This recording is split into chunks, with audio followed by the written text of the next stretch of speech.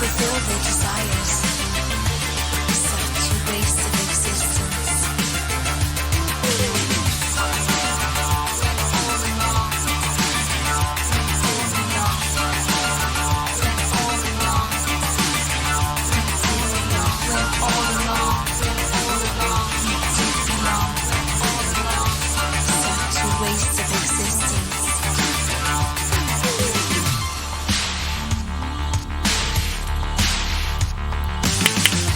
Spend our life searching for the sense of belonging. Some people die before they fulfill their desires. Such a waste of existence.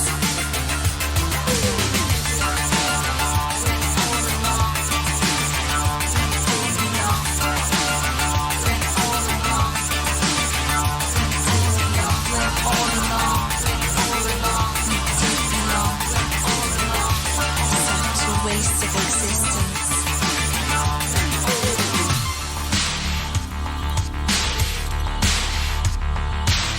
The sun is shining and the anxious earth is rising.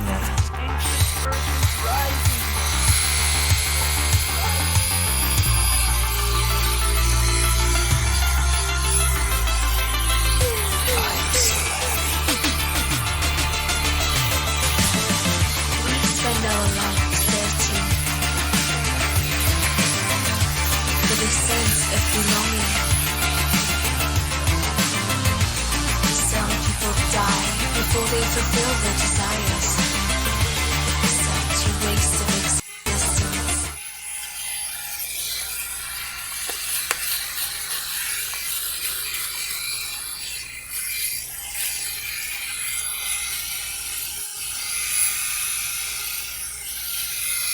Oh, hey, hey, Double Tribble here. Hey. How are you? Double Tribble here. My name is Ron. I live in New Hampshire. It's April 11th, 2025. Thus the title of my stream here, the 411 on everything. How is everyone? I'm okay. I was just trying to get ready for the stream, that's all. All right, what do we got here? We got something going on here that shouldn't be going. I hear something in the background there. Let me shut something off here.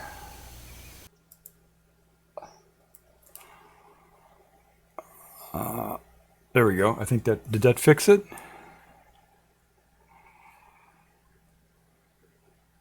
Yeah, I think that fixed it. Okay, all right. So we're on the air. Hi.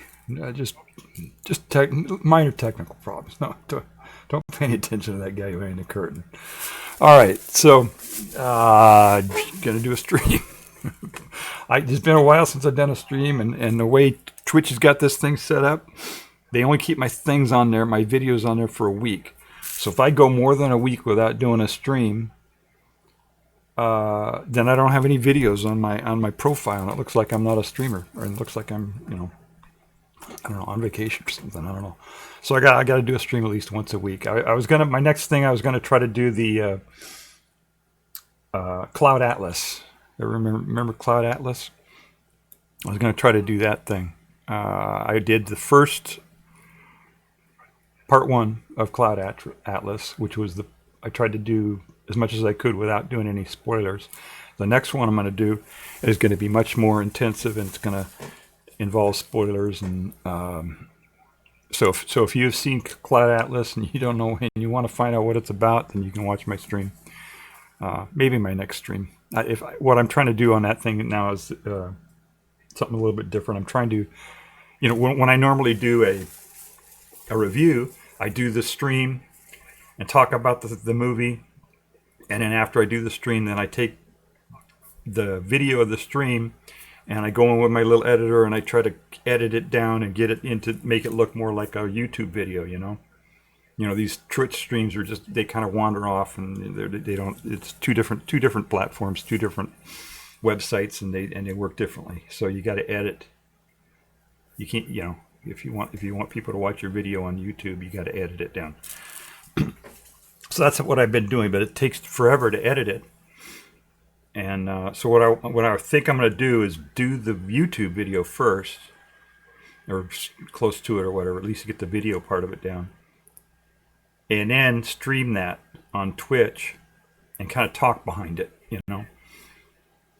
and then go from there. I think that would work a little bit better. Anyway, it should be pretty cool. If you like Cloud Atlas, that means you probably understood part of it anyway.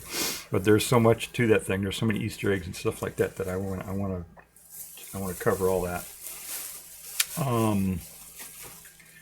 But I wanted to do a stream. I had to do a stream, right? I had to get a stream out there. Otherwise, all my videos would roll off of Twitch, and then it would look like I wasn't a streamer anymore. So I didn't want to do that. So today, I wanted to talk about stuff that's happening. Right? Stuff is happening. It's crazy. So, what was it? Yesterday, I woke up. I watch C-SPAN sometimes. I called C-SPAN the other day. Maybe I'll play my C-SPAN call. That would be something I could do on the stream. I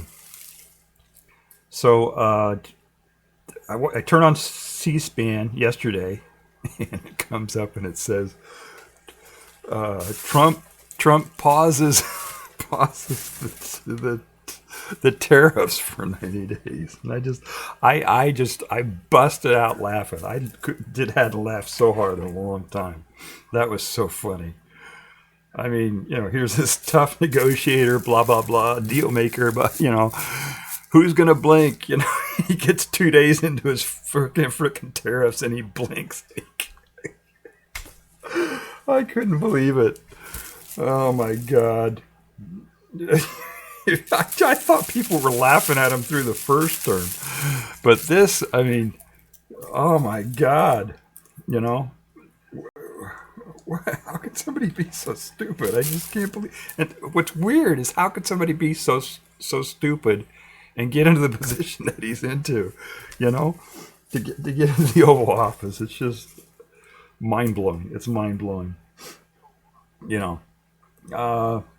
It's like, hey, I got an idea. Let's do a tariff war so that we can negotiate a better deal. Oh, and by the way, let's do it with all the countries at the same time. So they can all gang up on us, What a frickin' moron. Come on. Oh, my God. And then he gets it out there. I'm sure he put that out there, and the whole world was against him, and he was like, "Oh shit, I'm not gonna last very long, and doing this." So he blinked. We get rid of the tariffs. And the tariffs are illegal, by the way. President can't do a tariff. It's not. Have you ever read the Constitution? I'm sure somebody must have read it. Apparently, nobody in the mass media has ever read the Constitution. That's for sure.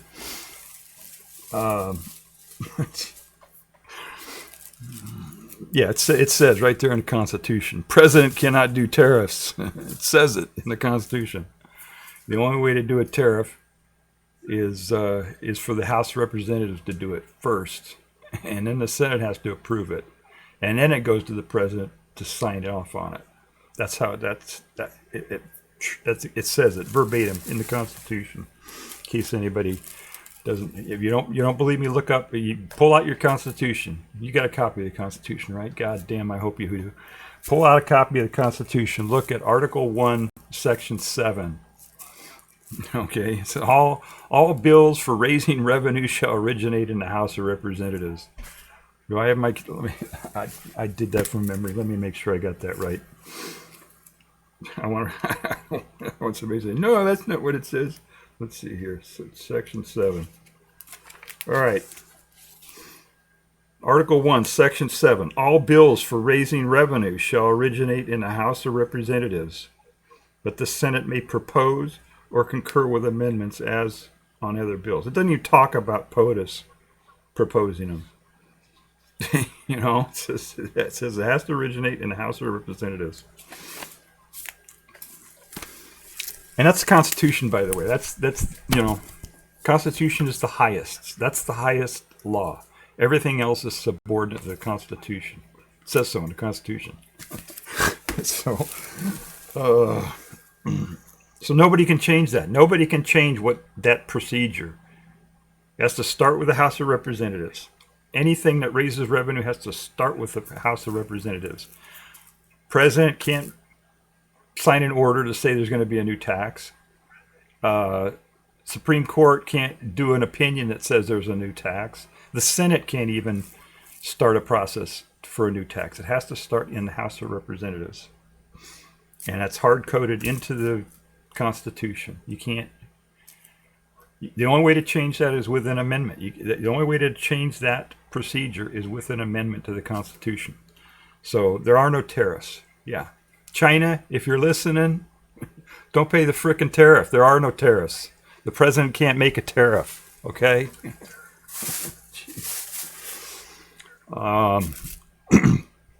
Anyway, so that's something that's going on. But what I wanted to talk about today, I wanted to go a little bit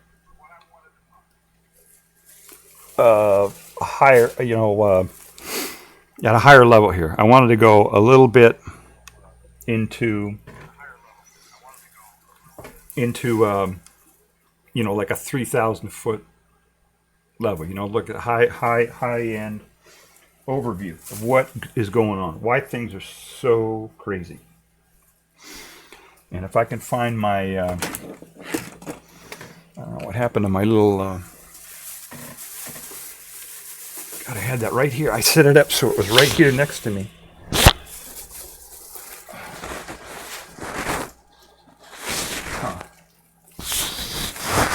How did that thing just disappear? That's so bizarre. My little graphics tablet. I'll be damned. I did find my Constitution. Oh, there it is. I see it. It's over here. I put it over here out of reach. That's what I did. All right, so let me. All right, we'll do a lesson here. You ready for a lesson? You want to learn something? All right. Blah, blah, blah, blah, blah. All right. I got to go away from that. I'm sorry. Got to go away from that. And go away from that. All right. I'm doing some technical stuff here in the background. All right. There we go. All right. So I got this little program going now. So now I come over here. I got a couple more things I got to do. They make it so simple. See how simple this is? It takes me freaking 3 minutes to set this up. It's so simple. Okay, there we go. All right, this is my graphics tablet. This is my, what do you call it? The my paint package. So I can paint things when I'm talking to you guys. All right. Now let's see if this actually works. I haven't run this in a long time. Is my voice still in sync? Am I still in sync? Is my voice still in sync? I think it's still in sync. Okay. Excuse me. All right, so I'm going to try to draw here what I'm talking about. Okay. So there are a bunch of things. A bunch of macro stuff that's contributing to why things are so crazy. You got, whoops, I just did something accidentally here. All right, you got technology. Oh, is this going to work for me? There we go. You got technology. Okay. All right, that's a big stressor. You've got big movements in international relations that happen. International relations. Oh boy. I didn't plan this out, by the way. I just got fed up and said, "Damn, people are so freaking stupid out there." I gotta explain this. So, and I'm not trying to be arrogant or anything here.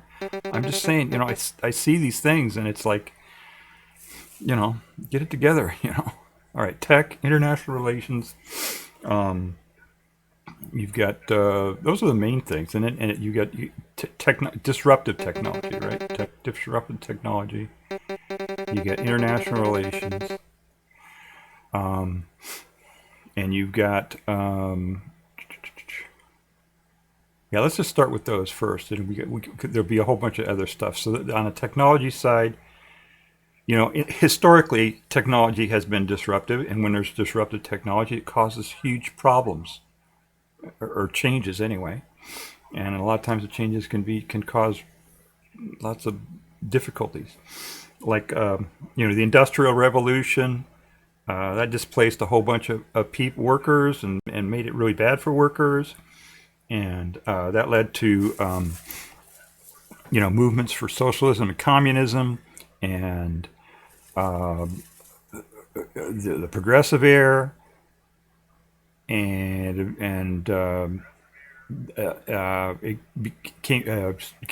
made abuses. There were abuses. The people who were wealthy abused the people who were not wealthy, the workers. And eventually their hubris got a hold of them and they just crashed the whole economy. And we had the Depression. Depression made it even worse, made people even want more radical stuff.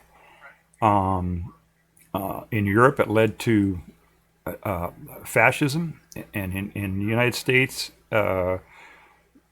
we had a president who basically became king. That was Roosevelt. Fortunately, he was for the most part, he was not in it for himself. He was to accept, but he wanted, he was a genuine populist. And we got Social Security and all kinds of stuff. But we also got a bunch of stuff, a bunch of shift of power to the president, and and a bunch of other laws that led later on to abuse of power. But anyway, that was all done, but that was all because of technology, because of the Industrial Revolution, a lot of technological changes. So now, and then we also had. Radio. Radio came out back then. For beginning of the 1920s is when radio came out, and that was very disruptive. It was disruptive to people who published, in newspapers and things like that, and it allowed people who didn't know how to read to learn things, and all kinds of stuff. So that was a big disruptor. Then television came out. Television came out in the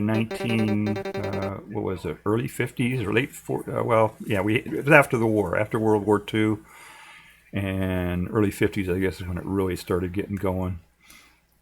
And that led to a whole bunch of changes. People could see how poorly certain groups were being treated, and we had a revolution. We had a revolution in the United States, starting in the late 50s through the early 70s. You probably heard the 60s, right? The 60s revolution. We had a revolution in the 1960s because of big driver because of television. And we made a lot of good changes during that revolution. We had the Civil Rights movement. We had the Civil Rights Act, the Voting Rights Act. We got rid of a corrupt president. We ended a corrupt war. We started environmental laws. We changed the Constitution. We did a lot of stuff. Okay, it was a huge revolution back then. I got a chatter. Hi, welcome, Happy Nightmares. How are you? Thank you for joining the stream. When was that night? Oh shoot, she might not even be here anymore. I'm sorry, I didn't see that you had typed in there. Okay. So that was a big change. We had a huge revolution. We can do it again. We can do that revolution again. I think we'll have one here and get rid of this regime. So that happened, and then of course we had computers later on. Computers started changing stuff, and that kind of led, I think. I think they put computers to work to do some things and helped make some changes that eventually, there were a lot of contributors to the downfall of the Soviet Union, but that was part of it, and increased communication. There were a lot of contributors to the downfall, but that was something that the collapse. How do you spell collapse? I have dyslexia, so I think that's how you spell it. Collapse of the Soviet Union.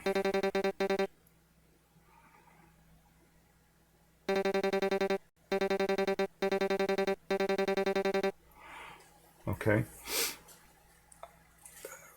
That was huge. That was a huge, huge deal. And it caused reverberations all over the place. But one of the reverberations that we're feeling right now is the blowback from that.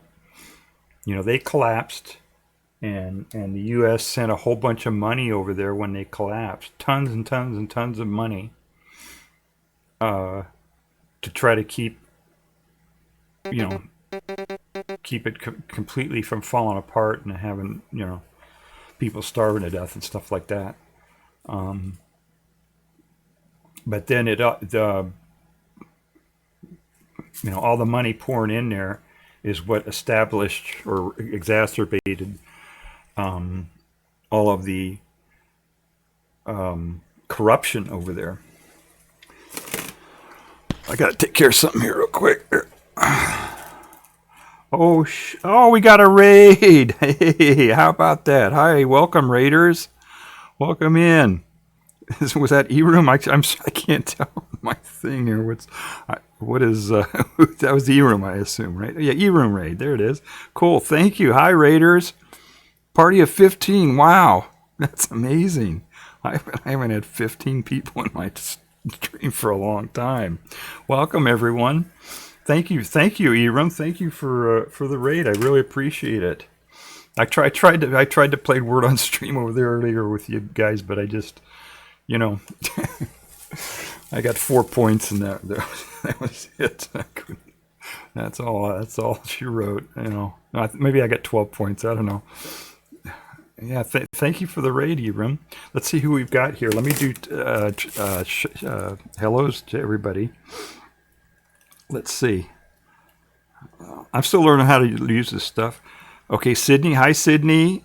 And Missy Hippie. Oh, cool. That's a cool name. And Miss Jellybeans. And Happy Nightmares. And Peekaboo. And did I miss anybody? Memloss. Hi, everybody. Thank you for rating. I really appreciate it. The hippie. Thanks just for hippie named Missy. Okay. Words can be difficult. Yeah. Those 12 points may be the 12 points needed. Yeah, that's true. I guess I could. Also, sometimes I think when I misspell something, somebody will see it and then figure out how to spell it correctly and get it. It's that kind of thing. So great. Thank you, everybody, for joining. This is totally different than what you guys were doing. I'm talking about international relations and stuff like that. So I don't know how good of a fit this is for doing this. But I'll talk about it anyway. It's kind of hard. If you want, after we do this, we can play some Gartic. If anybody is still left in the stream here, we could play Gartic after this. That way we can kind of unwind from all this serious stuff that I'm talking about. Let's see. We play them as a team. Yeah, it's a team thing. That's true. That's a team thing. We didn't raid for content. We raided for support. Hey, all right. Very good. Thank you. I appreciate it. Thank you very much. Yay, international relations. Yeah. Yeah, international relations are important. When we can keep things peaceful, then we can still play. We can still play words. If things get too messed up, then we wouldn't be able to play words, right? All right. Let me go back to this stuff. I was talking about the collapse of the Soviet Union. Okay, I don't know what all the stressors were. What it was. Basically, it was the U.S. I think the CIA and got in there and I mean they were corrupt to the bone already. But then after the collapse, then we sent a whole bunch of money over there to try to keep it from completely collapsing and have a starvation and all that. So we sent a bunch of money over there, but that just kind of exacerbated the whole oligarchs and all that kind of stuff, and that kind of got that system going. And now that they've gotten their legs and everything, and Putin wants to try to reassemble the Soviet Union, I guess. I don't know. He's invading countries and he wants to get it back together again. And we're getting this blowback. This concept of blowback whenever there's an operation, covert or otherwise, internationally of one country to another, there's always a blowback, and that's what we got. And so that was, Russia interfering with our elections and stuff like that. That's what that is. That's the blowback from that thing. What I'm doing here to explain, this is like a 3,000 foot level of what's going on. Why things are so crazy, I'm trying to do like a macro overview of what's going on and some of the drivers that drive that. And technology is one of the main drivers.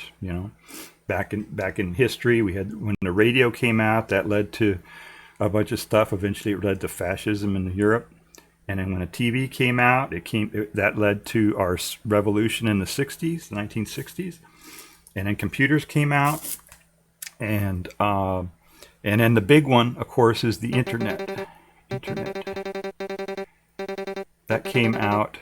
Well, it came out. It kind of schools had it, stuff like that a long time, but it really until the World Wide Web came out in the mid '90s or early '90s. Internet. Yeah, that's how you spell it.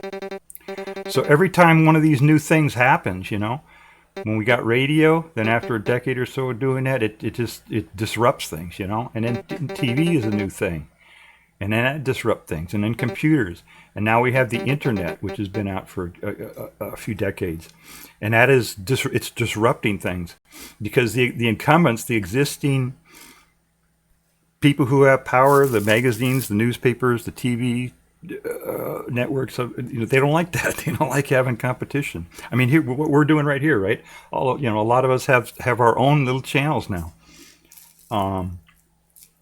and so they don't like that, and they try to stop it. They do all kinds of things to try to stop it. And when it first came out, I remember when the internet first came out, every time you turned on, your local news, channel, they would have something negative to say about the internet. They'd say, "Oh, it's nothing but pornography, or it's doing this, or it's rotting kids' brains, or it's And the reason they did that was because it was competitive, right? It's competitive to TV news, and it's competitive to incumbents generally. So here we all have our own channels now. Unfortunately, we're under the thumb of a billionaire, right? They set it up so that we're on this website, Twitch, that is run by a billionaire. And if we get too far out of line, I don't have enough viewers for him to even look at, right? But if I had 1,000 viewers and I was saying the same thing, then they'd take care of me somehow. They'd kick me off the platform or do something, right? So that's how they reacted to it. They try to react to these changes in the internet. So, but eventually, obviously, they adapted to it, and the billionaires have taken over most of the internet now. And when it was first organized, it was called the World Wide Web. I think most of you remember that, right? And it was, am I still on here? You haven't cut me off, have they? Uh-oh. Oh, maybe they did cut me off. I don't know if I'm still on or not. Maybe I thought I had 9 viewers. Why would they bother? So, I don't know if I'm still on or not. This is funny. But anyway, it was called the World Wide Web, and they would everybody it was like everybody had their own website. You know what I mean? Instead of people being, a whole bunch of people on platforms, they call them platforms now, websites like Facebook or Twitter or any of them. It would be everybody had their own websites, and it was completely decentralized. There was nobody who was in control of all of it.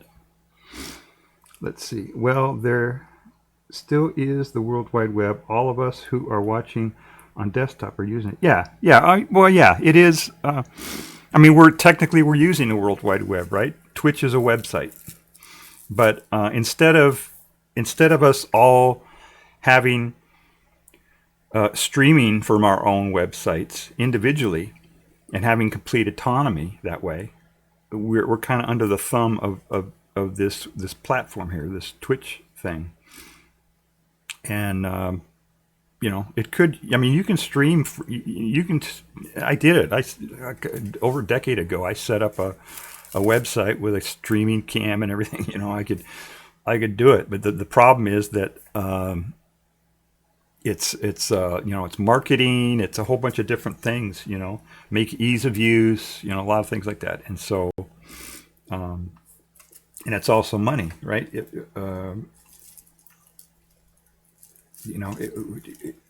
If somebody has a lot of money, then they can pay people to disrupt and mess up competitors, who are much lower and don't have as much money. So it's anyway.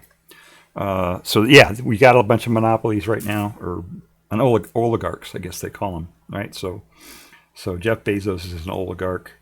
Elon Musk is one of the oligarchs. Who's the one on Facebook? God, I forget his name now. Jeff Bezos. Oh my God, I'm totally blanking on the CEO of Facebook. Zuckerberg, right? Yeah. Zuckerberg. So they're oligarchs, right? And then the banks, have theirs and stuff like that. Jamie Dimon, right? He's one of the oligarchs. So the internet was very disruptive. And it's still disruptive, right? Even though they have all this stuff, there's still ways to get around it. There's, people, you can still set up a website. I'm going to set up a website for my thing here, doubletribble.com, and put all my content on that, because I never know what's, they could shut us down at any time. And by the way, they have done that before. Amazon has done that before. They had a site called Askville.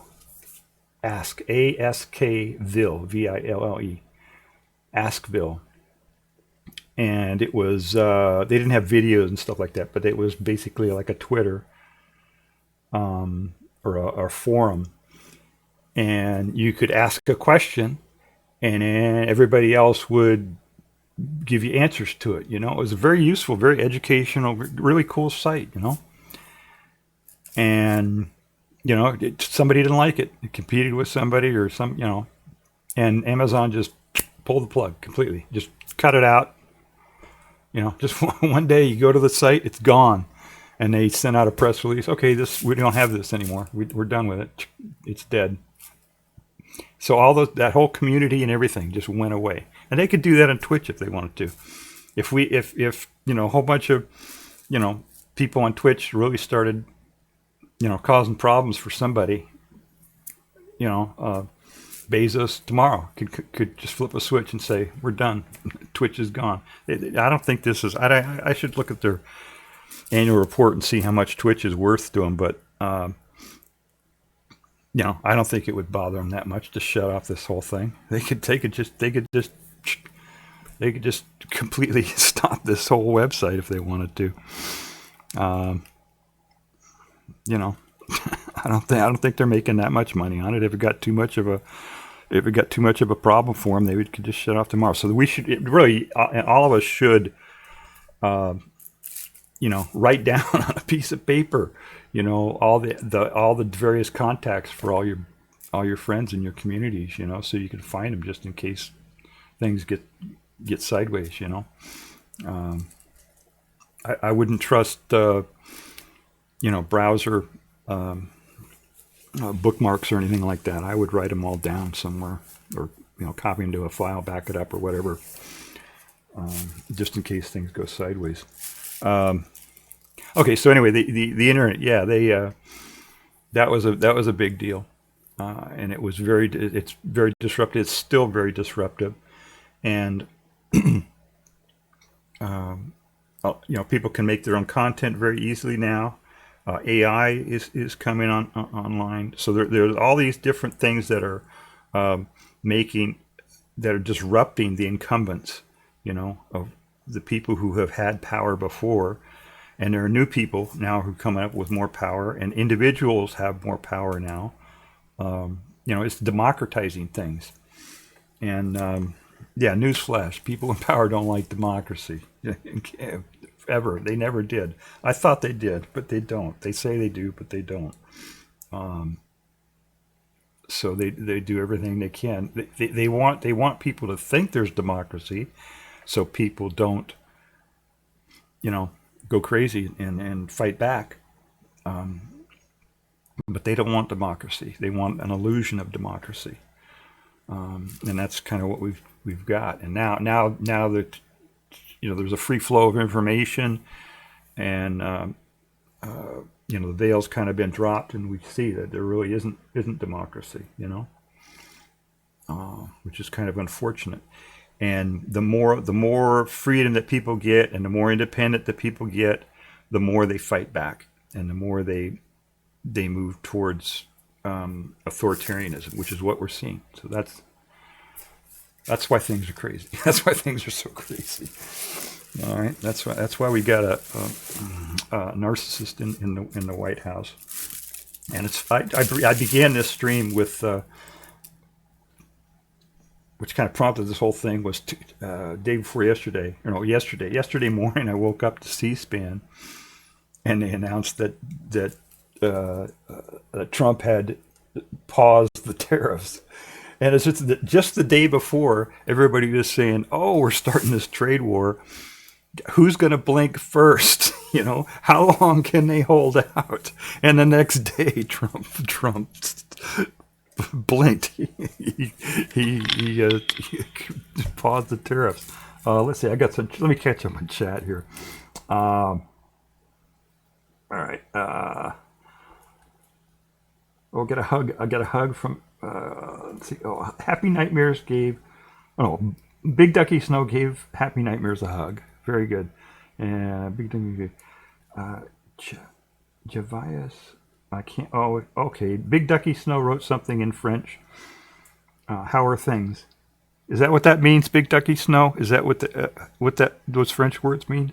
How are things? I don't know. Then it says double triple. Oh, that's okay. That's my MooBot. Okay, my MooBot said something.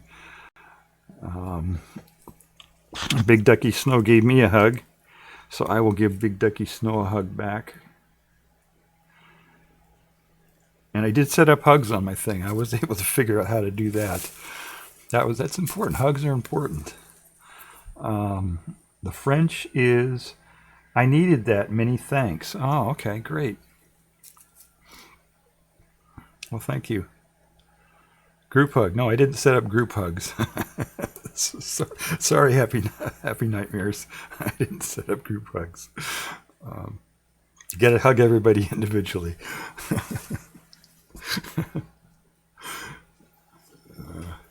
All right. So anyway, I lost where I was at. Yeah, so there's a whole bunch of things that are going on. Oh, and then the other thing is climate change. I didn't put that on here. I should put that on here as one of the big things right here. Climate change. Climate. Right, climate change. That's a big one. You know, we had back in the 1970s during the 60s revolution.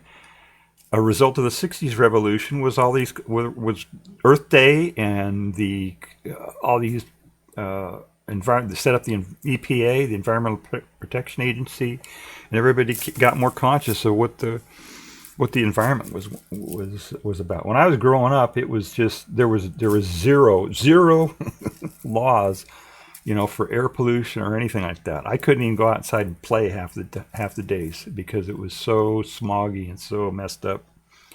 And we've cleaned up the environment to a large extent. But we have this climate change, which is right the whole globe, and it's caused by basically burning oil and gas, fossil fuels, is what causes climate change.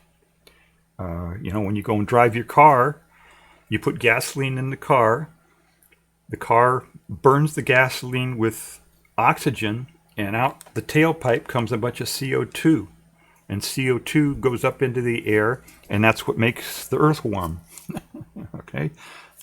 That's what it is. So like for the last 3 or 4 decades, we've been trying to fight the fossil fuel companies to protect the planet from getting too warm and causing hurting a bunch of people and animals and everybody else. And that's one of the big stressors. So you've got the oil companies versus the people, right? And so that's one of the things that's affecting us. This war, the two major wars that we're having right now. The war in the Middle East between the Palestinians and Israel. I'm pretty sure that was a result of the discovery of the Gaza marine oil field. If you look up Gaza marine oil, or gas field rather, if you look up Gaza marine gas field, they discovered this gas field about a decade and a half ago, or maybe more. They discovered it's not a huge gas field, but there's a gas field off the coast of the Gaza Strip. And they've been delaying it all this time and delaying it. And they finally got final approval 4 months before war broke out. They got final approval to develop that gas field. And then 4 months later, surprise, surprise, there's a big war, right? That prevents them from developing that gas field.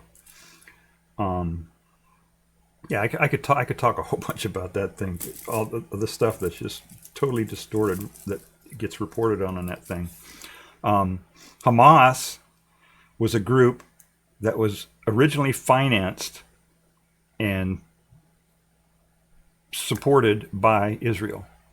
There was the PLO, who was against Israel, Palestine Liberation Army, Yasser Arafat, and Israel didn't like them. So Israel funded this other group called Hamas to compete against PLO, to get PLO and Hamas to fight each other. So Hamas was originally basically started by Israel. And so Israel, all this time, that's kind of like their false flag little organization or whatever.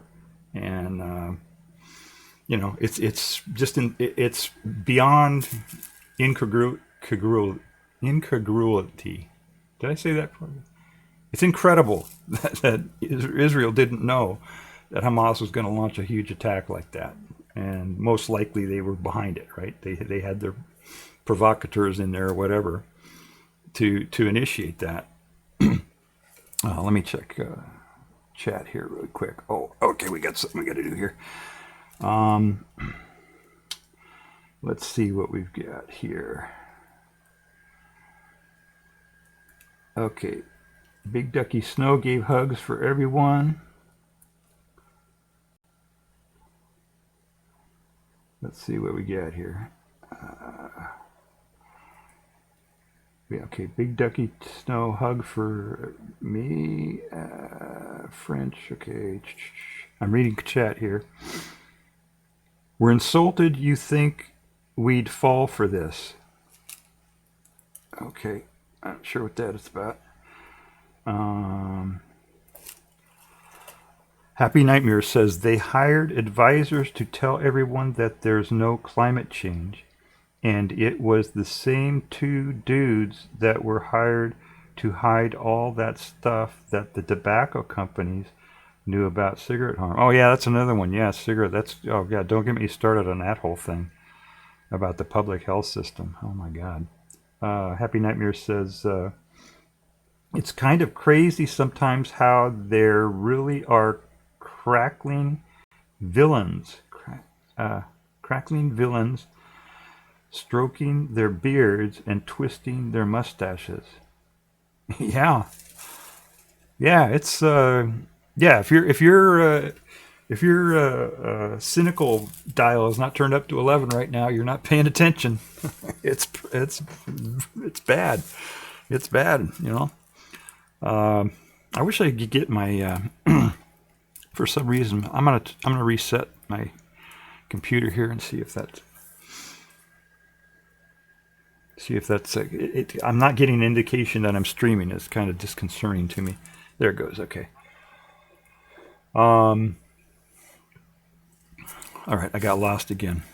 All right, yeah, the Gaza war. Yeah, so that was basically fossil fuels, and then the other one in Ukraine. I think that a huge part of that is the gas companies.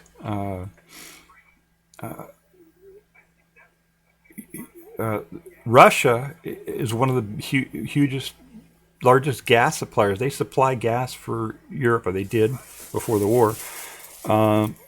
They were the main supplier of gas for Europe, natural gas. So when you say natural gas, it's basically methane. That's what natural gas is. It's methane with a few other stuff in it. And they had a whole bunch of supply of it in Russia. And Ukraine had a huge supply too. But like, remember hearing these stories about Biden's son getting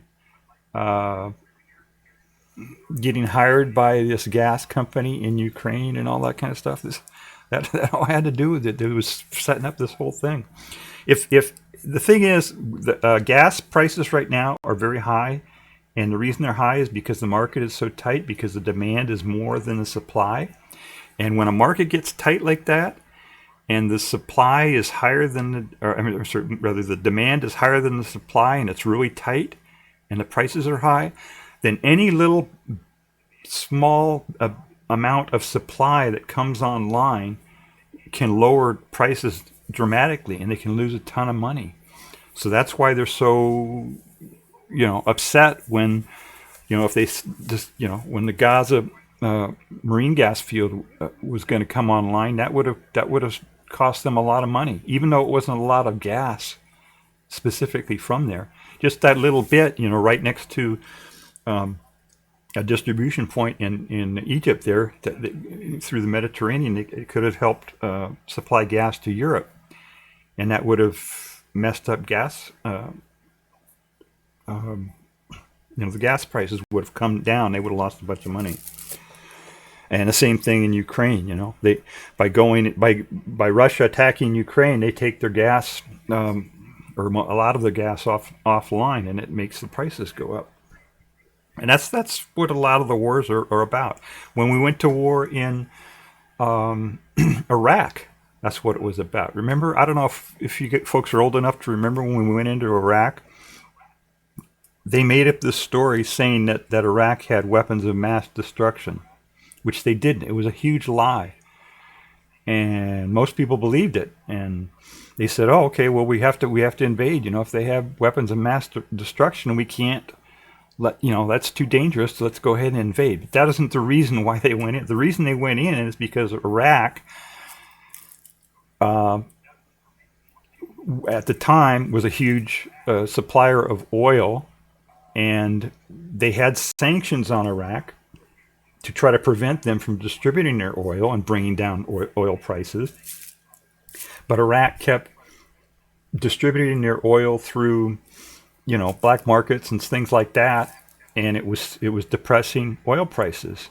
And so Bush, who was is an oil guy, right? Bush and Cheney, who was the vice president. Cheney was a CEO of Halliburton, which is a huge oil servicing company.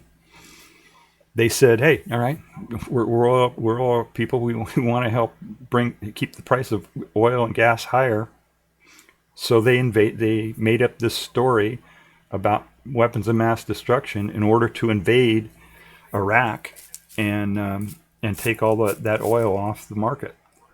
That's what that was about. So a lot of the wars that get started, I'd say huge majority of them are about oil or other natural resources, mines and things like that.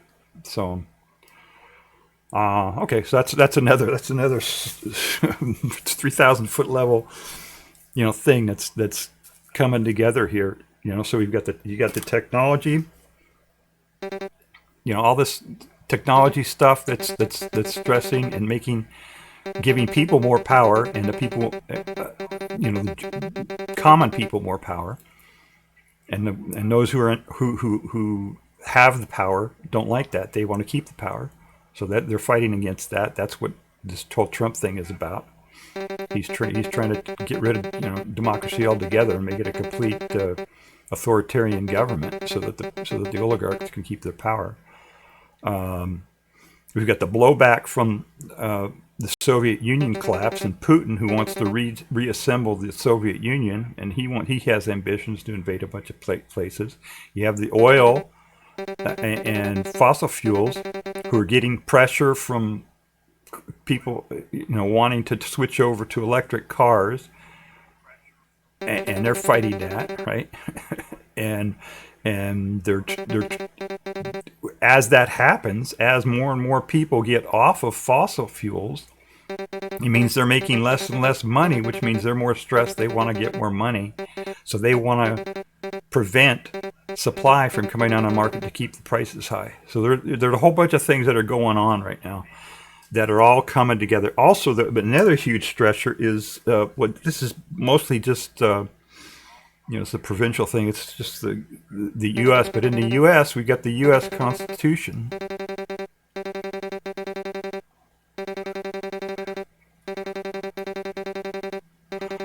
I spelling that right? A lot of T's there. I think that's right. The U.S. Constitution. On average, the U.S. Constitution gets amended about once every. Well, if you count the Bill of Rights, that's 27 amendments so far to the Constitution. And the Constitution was started in 1789 or 1791, I guess, with the Bill of Rights. The Bill of Rights came in 1791. So how many years is that? That's about 230 years or something like that. So yeah, on average, it's about a dozen years, every decade or every dozen years or something, that the Constitution gets another amendment. And even if you counted the Bill of Rights as one thing, because it all happened at once, it's still like every couple of decades that the Constitution is supposed to get amended. The last time we had a new amendment, a newly written constitutional amendment, was in 1971, I think it was, which was the 26th Amendment.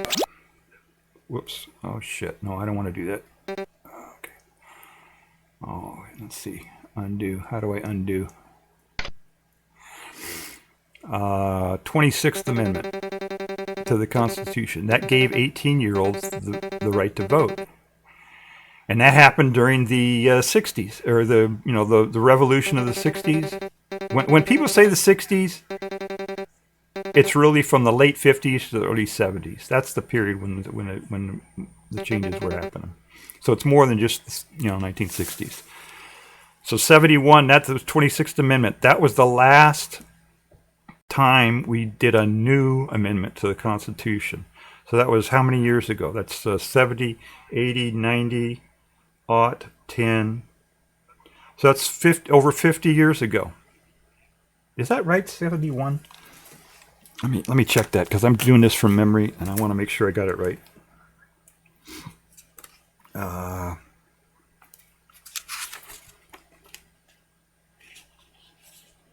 Yeah, 71. July 1st, 71, it was ratified. That was the last time we made a new change to the Constitution. After that, obviously we have 27 amendments, right? In 1992, we got the 27th Amendment, but that was an old amendment. That amendment was part of the original 12 amendments that were proposed when the Constitution was first made. We made the Constitution in the U.S. in '89. It got ratified. But one of the deals when they ratified the U.S. Constitution in 1789 is the state said, "Hey, there's no Bill of Rights. We'll ratify this, but you've got to promise to do a Bill of Rights." They said, "Okay, yeah, and we'll do a Bill of Rights," and they did it. They did a Bill of Rights. They did the Bill of Rights in 1791. And they proposed 12 Bill of Rights amendments. Of those, only 10 of them got ratified, and those we call the Bill of Rights, the first 10 amendments of the Constitution. One of those that was not ratified at that time was an amendment that had to do with the pay for Congress people, and the amendment says that if Congress people pass a raise for themselves, then that raise doesn't come into an effect until the next Congress. That's what that amendment was about. Double Tripple's cool video. Oh, wait. Oops. It's 53 years. Oh, thank you for doing the math, Mrs. Hippie. Thank you. Yeah, it's been a long time. So anyway, we haven't had a new amendment. The one in the 26th Amendment, that was new. That was the last new words that were added to the Constitution. This was old. This one here was old. So the Constitution has been stagnant. We're supposed to amend the Constitution about once every 12 or 20 years or whatever, and it's been stagnant for 50 years, and it's a big problem. You can't run a society. Imagine what was going on in 1971. How messed up it was. Women didn't have rights. It was really messed up. And a lot of things have changed. In 50 years. So we should be amending the Constitution. Plus, we're figuring things out, right? We're figuring out how things can be sabotaged. How the people in power can mess things up.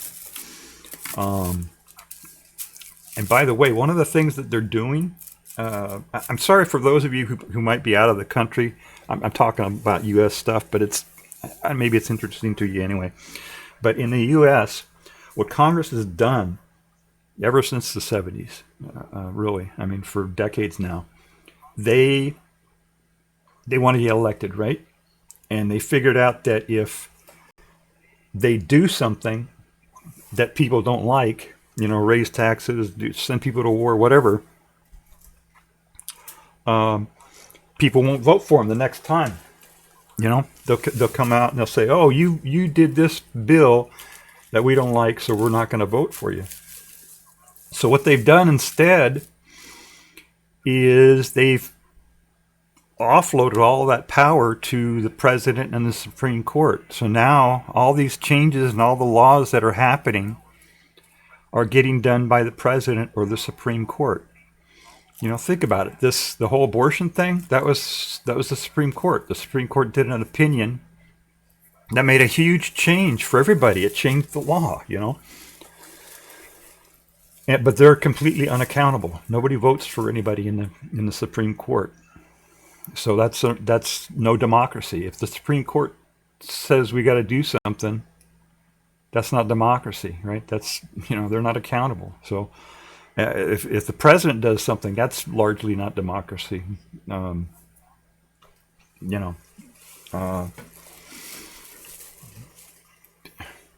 president doesn't have all the power that, according to the Constitution, the president doesn't have all the power that the presidents have been exerting, past several decades, for the last 40 years or so. Actually, since Nixon went pretty crazy with it, and they kicked him out. But Congress has been going along with it now. And Congress is the one who's responsible for firing the president, right? The president works for Congress. That's basically how it works. Okay, whoever can fire you, that's who you work for. Okay, so the president works for Congress, but Congress is not. Congress is just given a whole bunch of power to the president that constitutionally he shouldn't have, like these tariffs. Did I talk about that already? Let's see. Dick Nixon before he dicks you. Yeah. Oh yeah, Tricky Dick. Yeah, there were a whole bunch. Bunch of scenes and stuff like that about Richard Nixon. Yeah, he was a real piece of, yeah. I gotta allow it's your Automod. Sorry, E-Room. Let's see. I gotta allow this. Okay. E-Room, your comment got zapped by Automod there. Yeah. They said you were bullying. It's okay to be a bully against people who are higher than you, isn't it? I don't know. I'm trying to be as much as possible, less pugilistic, or less derisive or whatever. But I make an exception for politicians, because I think that's what we're supposed to do, right? We're supposed to be critical of politicians. That's our job as citizens, to be critical of what they do. Right? They work for us, right? Congress works for us, the president works for Congress. That's how it's set up in the Constitution. Yeah, the tariffs. This whole thing with the tariffs, the only one who can do a tariff, yeah, I did talk about this, but for those of you who rated in afterwards, the only one who can do a tariff is the House of Representatives. If you get out your copy of the Constitution, Article 1, Section 7, it says, all bills for raising revenue shall originate in the House of Representatives. That's hard-coded into the Constitution. Nobody can change that. The only way to change that is with a constitutional amendment. So a tariff is a tax, by the way. It's okay. It's a type of tax. And so any tariff has to originate in the House of Representatives. House of Representatives has to do a bill. You have to say, we want to do a tariff, or tariffs, whatever. They send it to the Senate. Senate approves it. Then that bill goes to the president. The president signs it. Then it's law. Then they can do the tariff. That's how it works. And you can't Congress cannot write a law that changes a procedure like that in the Constitution. Any procedure that's outlined in the Constitution, like the way they count the votes, or for in the electoral college, anything like that, anything where it outlines a specific procedure in the Constitution, Congress can't just make a bill that changes that. And essentially, that's what happened. The reason why they say that the current president can implement a tariff is they said this. They did this bill back in the 1970s that said the president now has the power to do tariffs, but they can't do that. That's not a legal bill. They can't do that. So, and it really irritates me that nobody is bringing that up. Nobody in the media, nobody at all. And that's why I called. You know what? I called C-SPAN about this a couple days ago. Let me see if I can find that. Um, I'm going to see if I can find that because I recorded it. I recorded my phone call to C-SPAN. You guys want to hear my phone call to C-SPAN? Dude, I appreciate this. Do you remember Mr. Bill, the cartoon? And he would sing the Bill of Rights. Oh, I remember Mr. Bill on. I thought Mr. Bill was on SNL, wasn't he? Wasn't Mr. Bill on SNL? I thought that's what that was. I'm getting pretty old though, so my memory might be foggy about such things. Let's see. When did I call? Oh, here it is. Okay.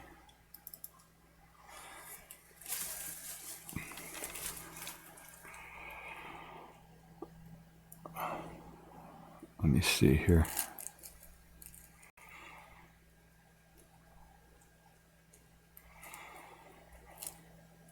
Did I?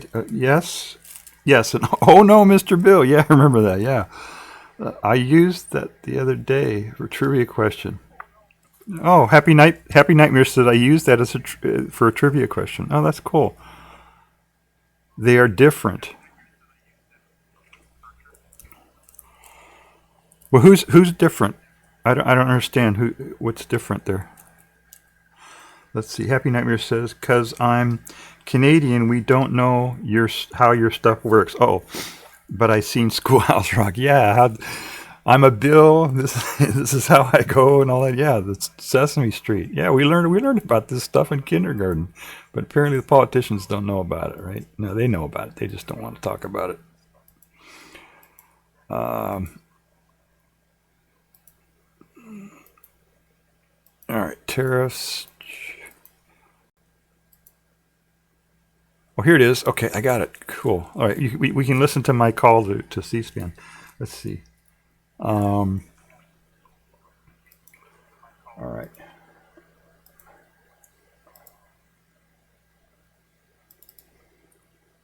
There we go. Can you hear that?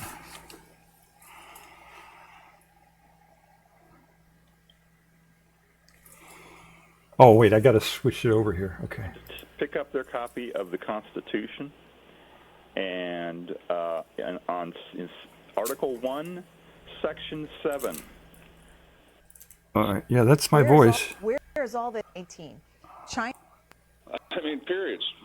All right, let me see here. Look at your Walmart. Every cannot find or buy every piece of, but you cannot. All right, Lee, I'm going to leave it there and go to Ronald, who's in New Hampshire. Oh, here we go. Independent. Right. Ronald, good morning to you. Yes, Greta, thank you for taking my call. I would like everyone to pick up their copy of the Constitution, and on Article 1, Section 7. It says, all bills for raising revenue shall originate in the House of Representatives. This is something that I learned in grade school, but the process is that the House of Representatives is the only one who can raise taxes, who can raise a tariff. The president can't do that. Nobody can do that. And that's hard-coded in the Constitution. Nobody can change that. The president can't change that. Supreme Court can't change that. Congress can't change that because it's hard-coded in the Constitution. The only way to change that is with a constitutional amendment. There are no tariffs. Just because the president announced that there are tariffs, there are no tariffs. Nobody is obligated to pay that tax or any other tax, really, because this whole regime is illegitimate. We need to take down this regime. We need a revolution, a peaceful, nonviolent revolution to take down this regime and replace it with a democracy that actually cares about the people. And the way to do that, boycott. Join the worldwide boycott. Stop buying things. Stop driving. Stop going to work. Stop everything. Let's take down this whole regime and replace it with a democracy. Al, Tucson, Arizona, Democratic caller. Al?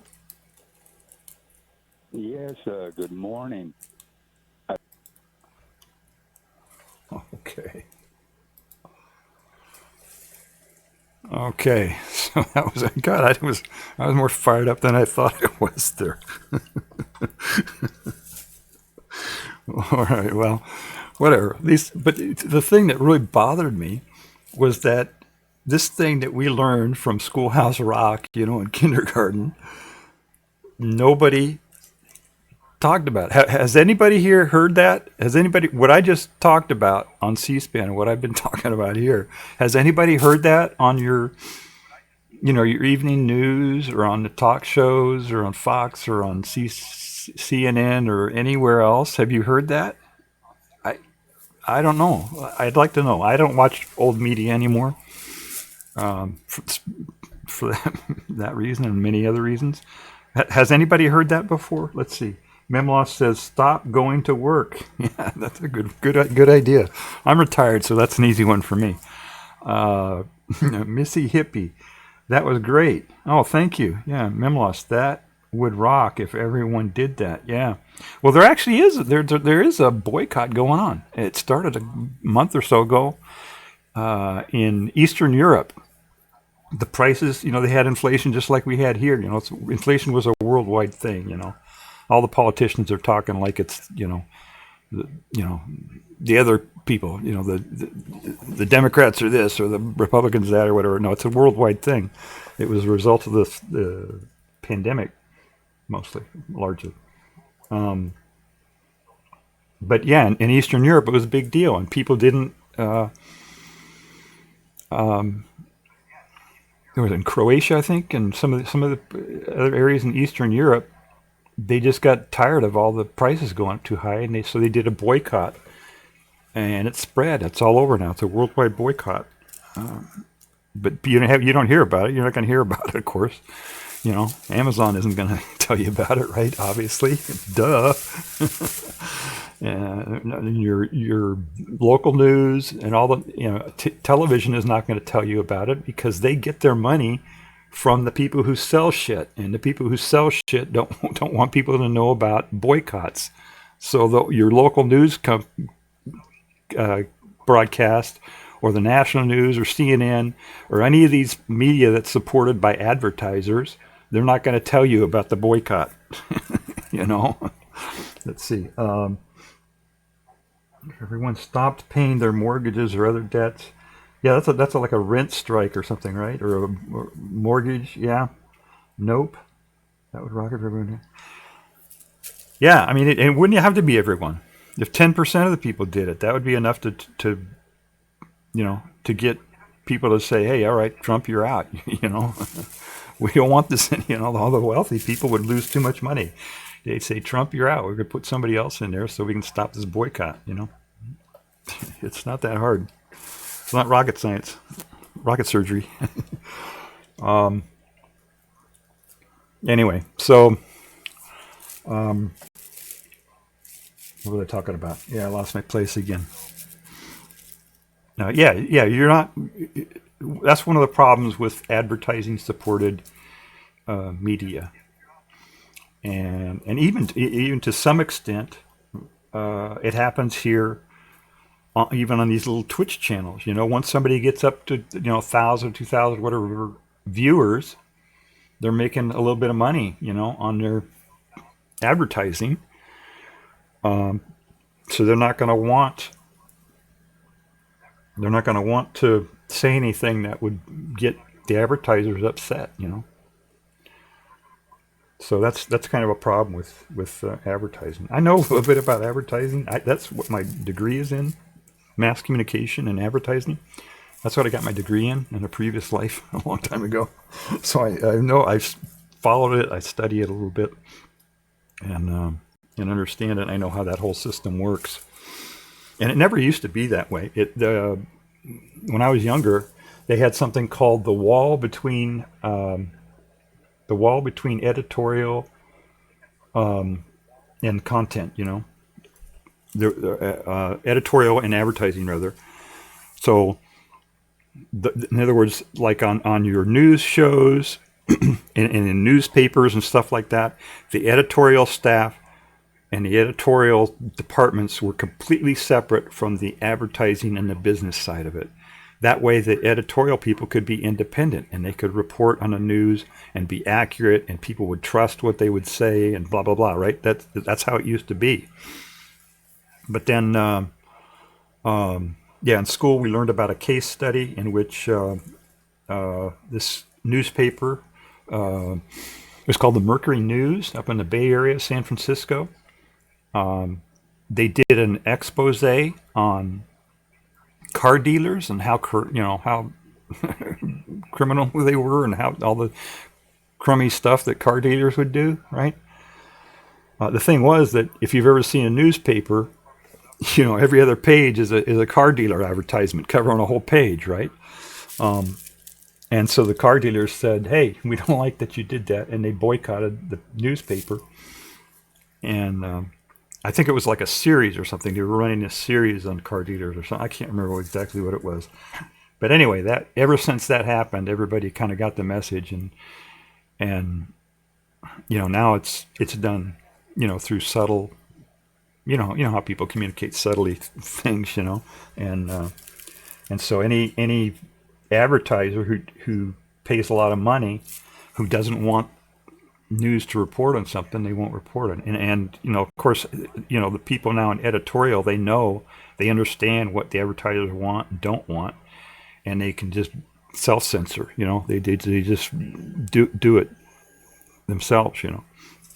So that's why you hear all these stories about men in or boys in the girls' restrooms, or locker rooms, or all this BS. I mean, it's a major. Okay, trans is a big issue, obviously, but these stories that don't affect advertisers, that's all you hear about. You're not going to hear about the worldwide boycott. You're not going to hear about all this other stuff, because that's how the system is set up. And it's gotten to the point recently now where they're not even teaching kids in school how our system even works now. Kids don't even know. I did about a decade ago, I just did an informal poll, right? I just asked people. Every time I saw somebody, I asked them, I said, how many amendments are there in the Constitution?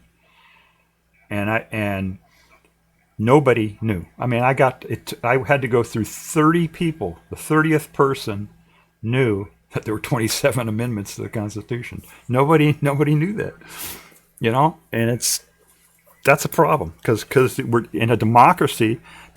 The people have to understand how the system works in order to run it, right? You can't run a machine if you don't know how the machine works, So if you're a citizen of the U.S., you got to understand how the Constitution works, how everything is set up, And I was just amazed that people didn't know that. Let's see. Okay, on chat, Big Ducky Snow was giving a thumbs up or something to Richard Nixon. What is that? A thumbs up? Is that thumbs up? Yeah, he thought that was kind of funny. Yeah, Nixon. Back in the 70s, they knew how things worked, There was the 60s revolution. That was one of the drivers on that. One of the macro. I'm talking about macro drivers here. One of the macro drivers of the revolution in the 1960s was the fact that we had a baby boom. Which I'm a baby boomer, right? I'm at the tail end of the baby boomers, and there were a lot of young people who were around, and they were born after everybody. You know the story, right? I mean, the situation, right? We went to war, World War II, big, huge war. Men were off to war for years and years. They came back. They were horny, and they got to doing their business and made a whole bunch of babies. That's what happened, right? After World War II. There weren't that many babies being born because the men were off fighting war. Then they came back and made a whole bunch of babies. That was the baby boom. So when you look at the demographics or whatever, there were a lot of people being born between mid 40s to 1960s or whatever, or late 50s or 60s or whatever. And all those babies who were born, they were young people. They were, teenagers and early adulthood in the 1960s. And people who are younger are more revolutionary. They don't mind change as much. They haven't lived through the system, right? And that's why there were a lot of changes. One of the drivers for a change. The other big driver, of course, was the war. We went to war with Vietnam. We were trying to fight communism, and we had this big long war and it was a civil war in Vietnam, and we sent thousands and thousands of young people over to fight, and a lot of them died. 50,000. How was it? Over 50,000 young people died in the Vietnam War. That was another big driver. Is people didn't want their kids, and it was men at that time. Not women weren't getting drafted at that time. So young men were getting killed. That was a big driver. So yeah, that caused a whole bunch of change. What was I talking about? I forgot what I was talking about again. We got welcome, Shane. Welcome to this chat. Shane, we have Shane McGinnis is another streamer. Shout out to Shane McGinnis. Let me type that in here. Oh, I didn't do a shout out to eRoom either. Let me do that too. Sorry, I'm still kind of new at this stuff, so I got to kind of interrupt what I'm doing and.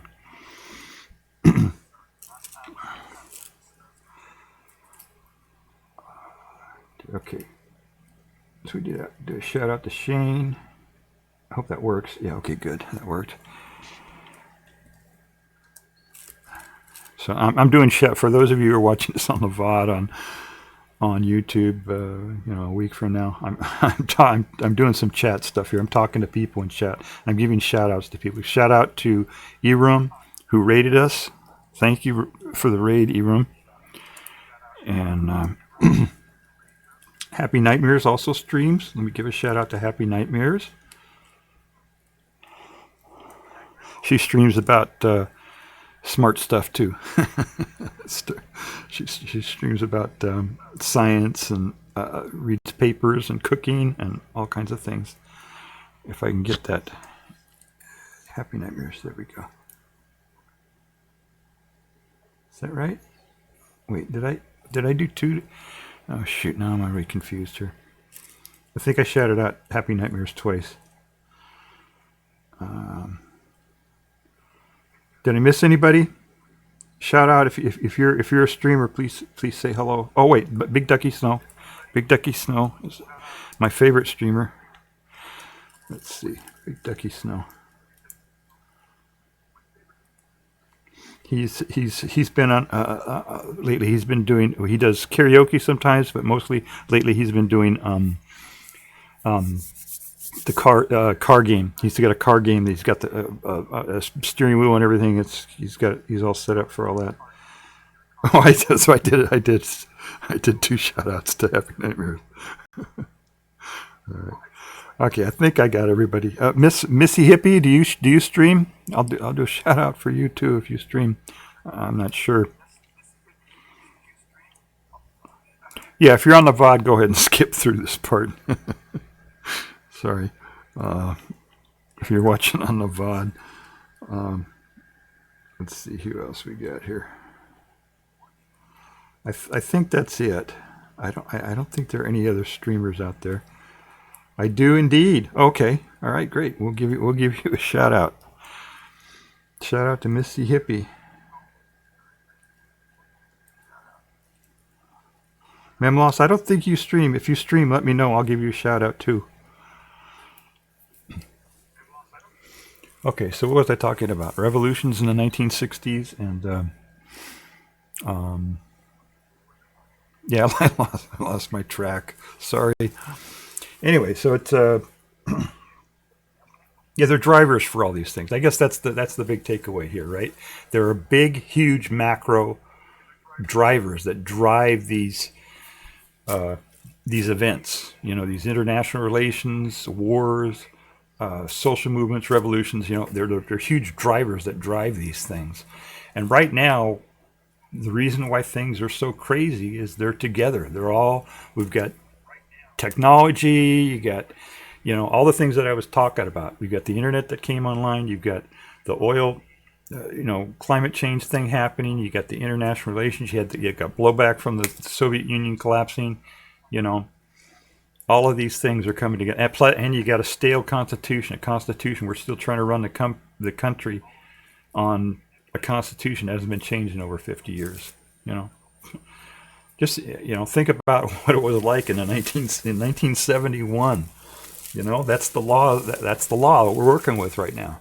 It needs to be updated. It needs to be refreshed every once in a while. Some of the things that we get. I did a whole thing on this. I worked on a project called the Uniting Amendment, which was a crowdsourced constitutional amendment. It was people everybody putting their ideas into it. What needs to be updated. Some of the things like we need a universal basic income, right? We need because of the next technology. Oh, I didn't put the next technology thing on here, which is robots. Okay, we're talking about stuff that happened in the past. This is what's coming up here. Is robots. Let me write that one down here. I'll talk a little bit about that because that's coming up. When robots come online, they're already happening, right? Robots.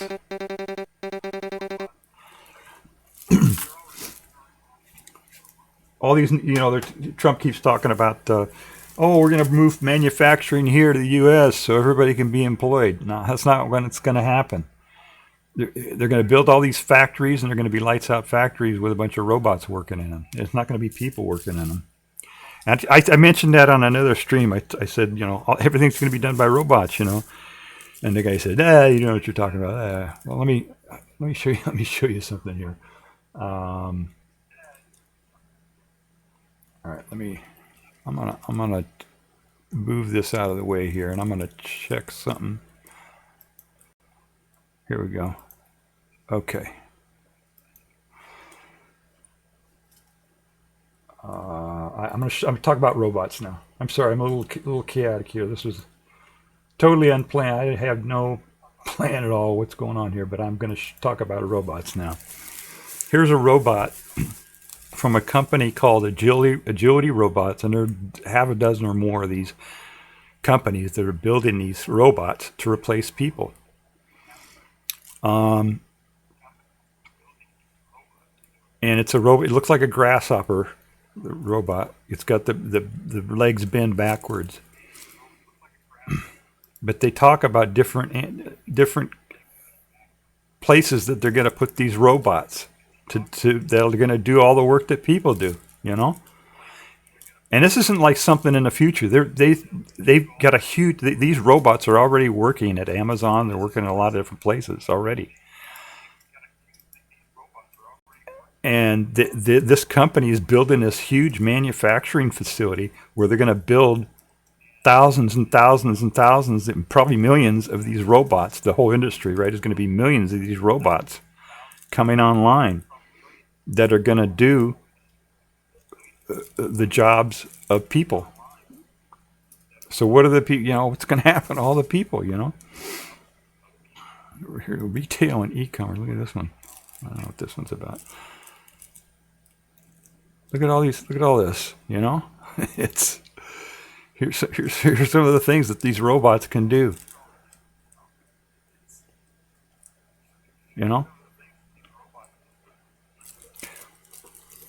It's happening right now. So going forward, it's going to be the robots doing this stuff.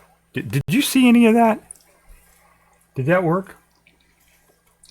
I can't see it. Oh shit. Okay, I did it wrong. Let's see here.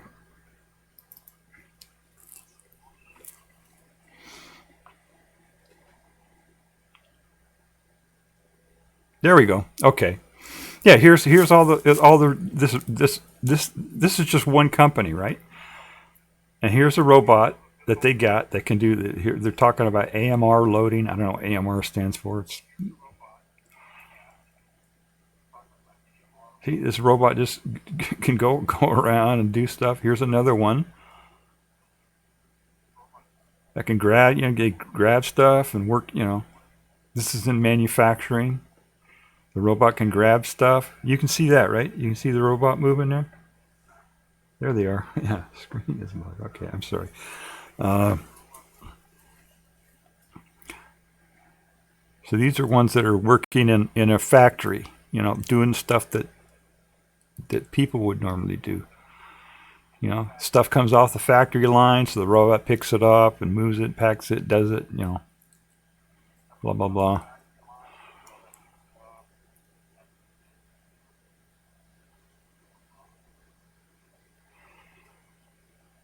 And they look kind of clumsy, but,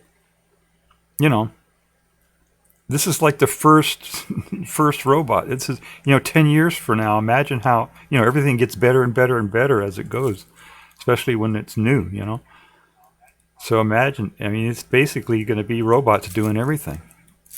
And then you got AI who's doing what the management would do. So basically, there won't be jobs for anybody. So we need a way to get,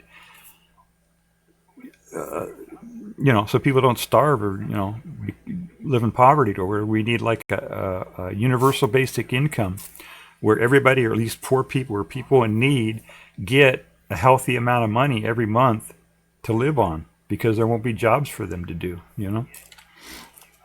That's one of the things, that's one of the changes that was in the, proposed as a proposed amendment that would be good to put in there. And then term limits, making a fair tax system, right? We're coming up on tax system right now. Did you know if you take all of the money that, everybody get out your calculator. Let's talk about taxes a little bit. If you take all of the money that changes hands in the U.S. every year, it adds up to, well, it was a decade ago, it was, $1,600 trillion per year. I think it's probably closer to 2 quadrillion now, 2,000 trillion dollars. And what the country needs to run on, if we wanted to run the country in a balanced budget, it would be about 6 trillion that we need to in taxes and revenue for the government. So take 6 trillion and divide that by, let's say, 18 trillion. 6 divided by 18. What does that come out with? That's how much tax we would need. It comes out to, I'll do it in my head, it's 0.3333%, I think. So in other words, less than 1%, a tax rate of less than 1%, if they taxed every single dollar that changes hands, would be enough to fund the whole government. But the reason why the tax rate is higher is because they have all these exemptions and loopholes and blah, blah, blah, And, businesses don't pay tax on all the money that they bring in. They have deductions and exemptions and credits and all this kind of stuff. And rich people, wealthy people have the same thing. They got all these loopholes. But if you got rid of all the loopholes, all the deductions, everything, and you had just a tax that everybody paid, every single person paid on every single dollar that they brought in, every dollar that a laborer earned, every dollar that a business brought in revenue, every loan that got transferred from one bank to another, every time somebody sold a stock and got money, if you taxed all of that, a tax rate of less than 1% would give us much, much more revenue than what we're taking in right now in government. So if you're paying more, if you're doing your taxes, if your tax rate is more than 1%, you're on the short end of the stick. You're getting screwed. Okay? Because there are people out there who are paying less than 1%. A whole bunch of wealthy people who are paying less than 1% on all the money they take in. So that's another thing. If we could do something like that, that would be a good thing to add to the Constitution. was just a fair tax rate for everybody, you know, with no loopholes and stuff like that. Anyway, there are a whole bunch of things that we could do.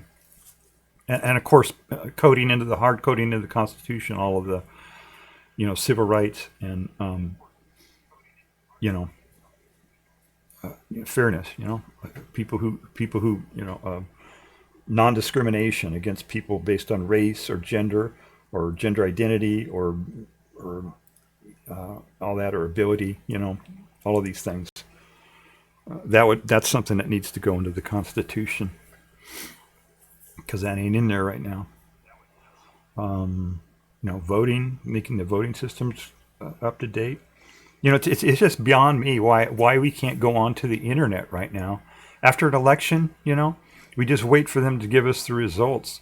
I don't understand why we can't go onto the internet and look at everything for ourselves. You know, look at every single ballot that got cast. You know, why can't we do that? You know, we got the technology to do that.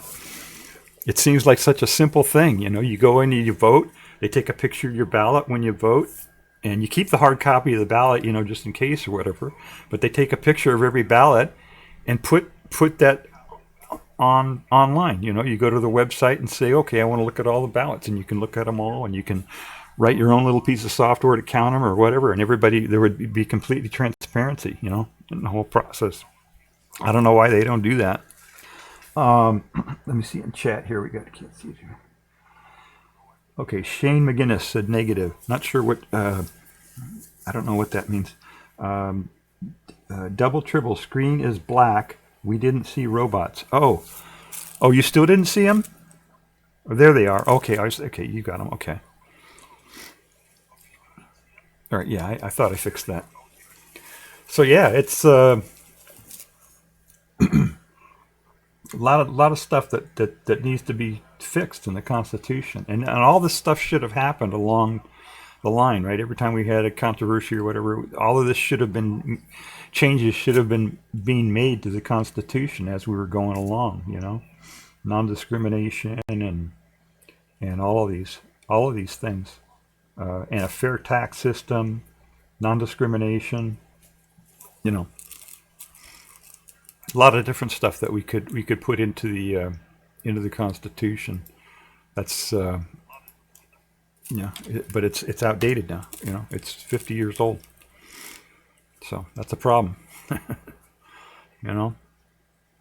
Oh yeah, another one is war powers and all that kind of stuff. That's something that Congress. That's another thing that's hard coded into the Constitution. Only Congress can start a war, can, you know, declare war and make a war happen. But that's changed over time. They've you know, they wrote bills, the War Powers Act, which turns that completely around and says the president can start the war. You know, and that's not constitutional. They can't do that. You can't write a bill to change the Constitution. The only way to change the Constitution was the constitutional amendment. What else do we need here? Yeah, make sure we have suffrage for everybody.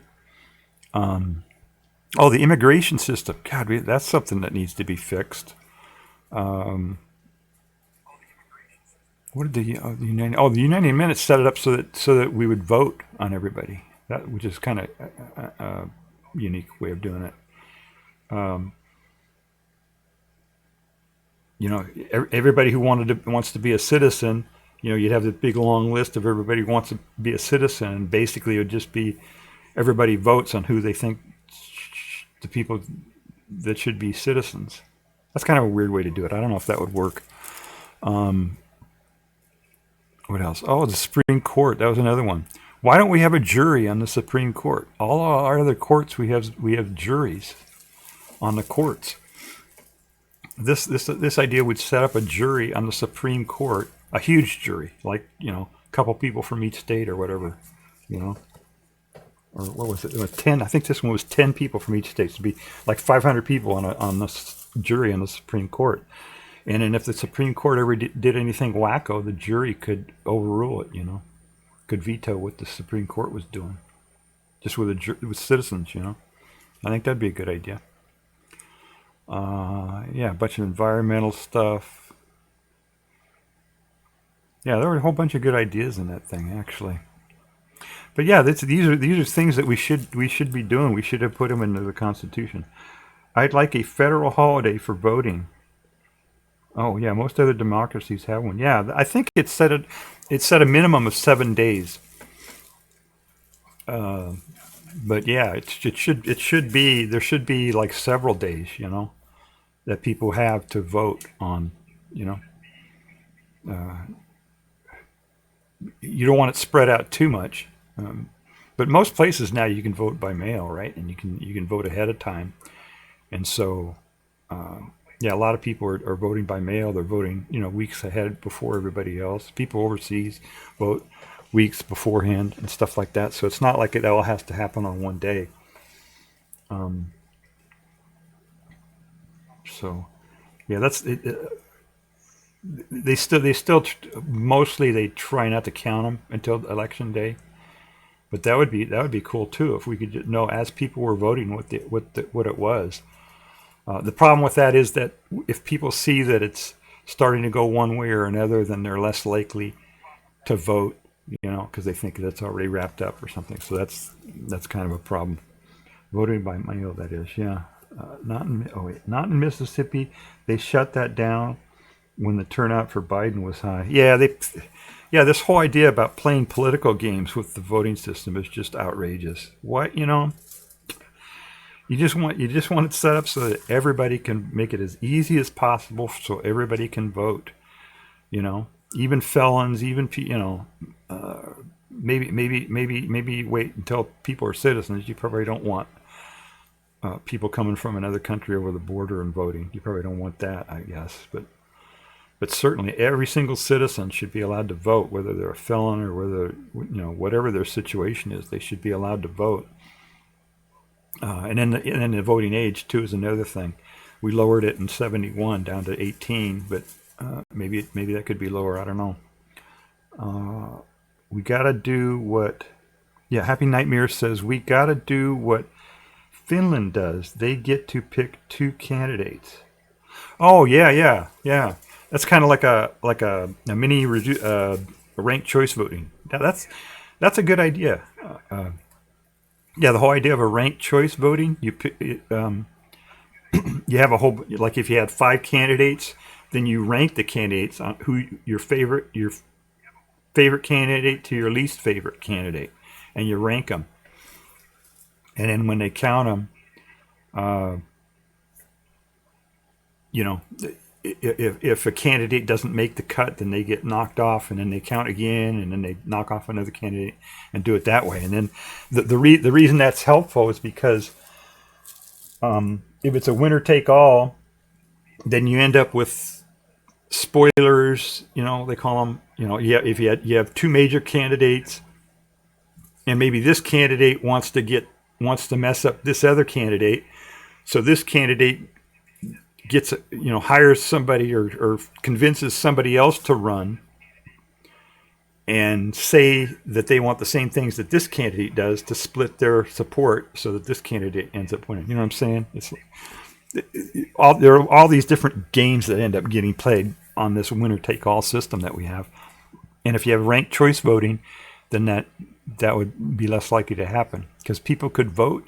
So a lot of times people see that they've got a candidate out there that they like, but they say, oh, he doesn't have enough support, so I'm not going to vote for him and quote unquote throw away my vote, But if you had ranked choice voting, then they could vote for that candidate, that lesser known candidate that they like, knowing that if that candidate doesn't win, then their second choice would still be counted. You know what I'm saying?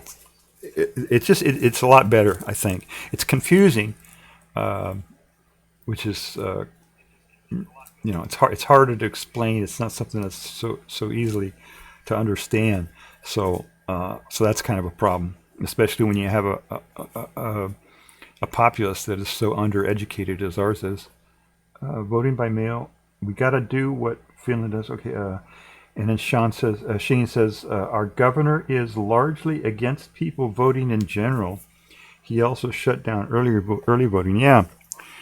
Well, earlier in this stream, I was talking about that. I was talking about how the overall trend, the reason why people in power are going against democracy now is because they never did want democracy. They want people to think that there's democracy. Let me change this over here.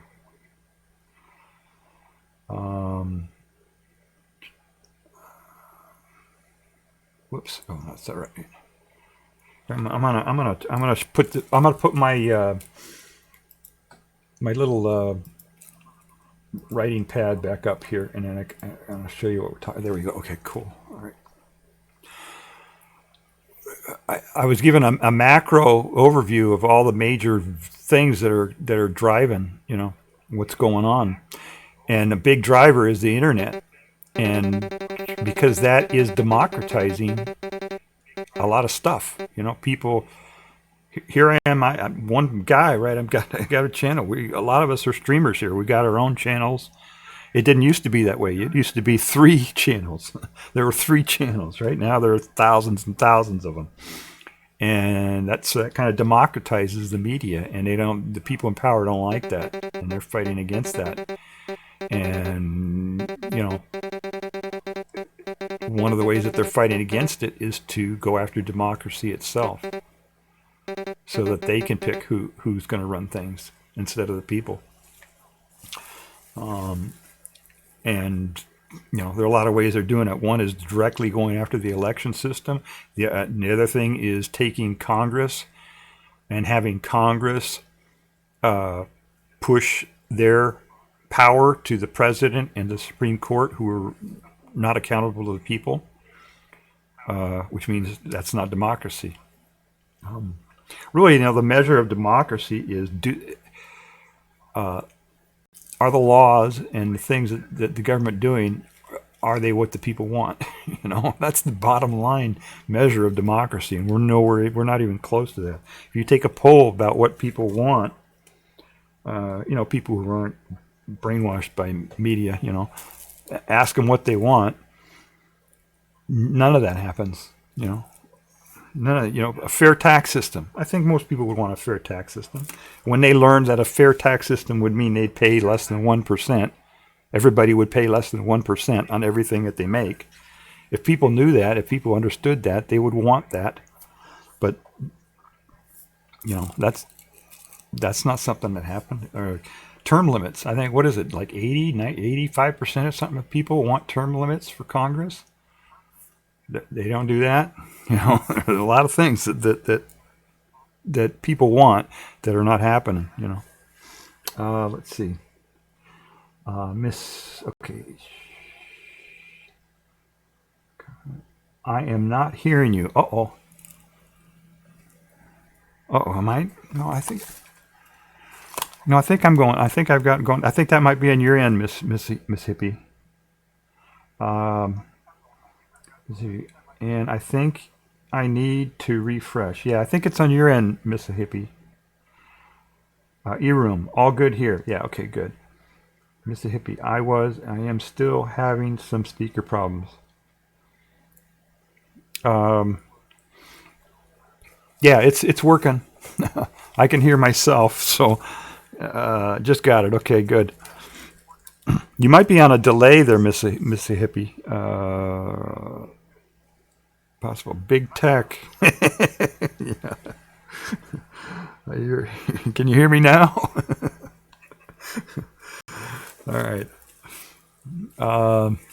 Yeah. So I mean, there's just a whole bunch of things that the people want that don't happen, and a lot of reasons why that is the case. Let's see. No Discord powered Chrome. No Discord powered Chrome. Yeah, I hear you now. No Discord powered Chrome. I'm not sure what that means, Miss a Hippie. There's a lot of ways that they do it. And one is manipulating candidates, and the media, of course, is in on it. As I said earlier, the media is supported by advertising. And there are actually two things that happen with them. Let me start a whole new thing here, and I'll talk about advertising a little bit and media and how that affects everything. Let me save this. Or no, that's okay. I don't need to save this. Let's see. New. There we go. New. Wait. Save it. No, don't save it. There we go. Okay. So on media, you've got the politicians.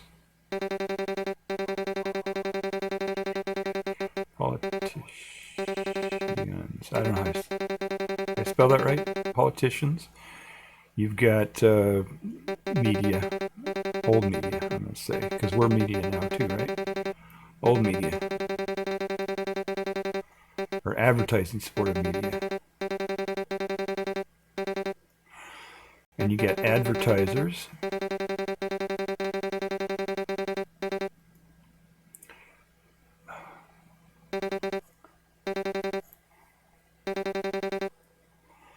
So what happens is old media, they get their money from advertisers, right? That's how they get their money. The people who advertise are people in business, people who have a lot of money, right? Who run businesses who run. So these are the people. The businesses are the ones who control the media. Any business, anything, almost anything, is largely controlled by their money, their funding source. Even nonprofits, everybody, right? They're all controlled by their money source. So businesses advertise. They advertise on old media. Media is going to do what the businesses want, and they make a lot of money on advertising. And advertising is another one of those things.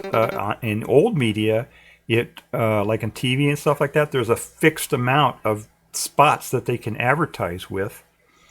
And so if there's more demand for advertising, then the price for advertising goes way up, and they make a ton more money. When politicians run for office, they have a campaign.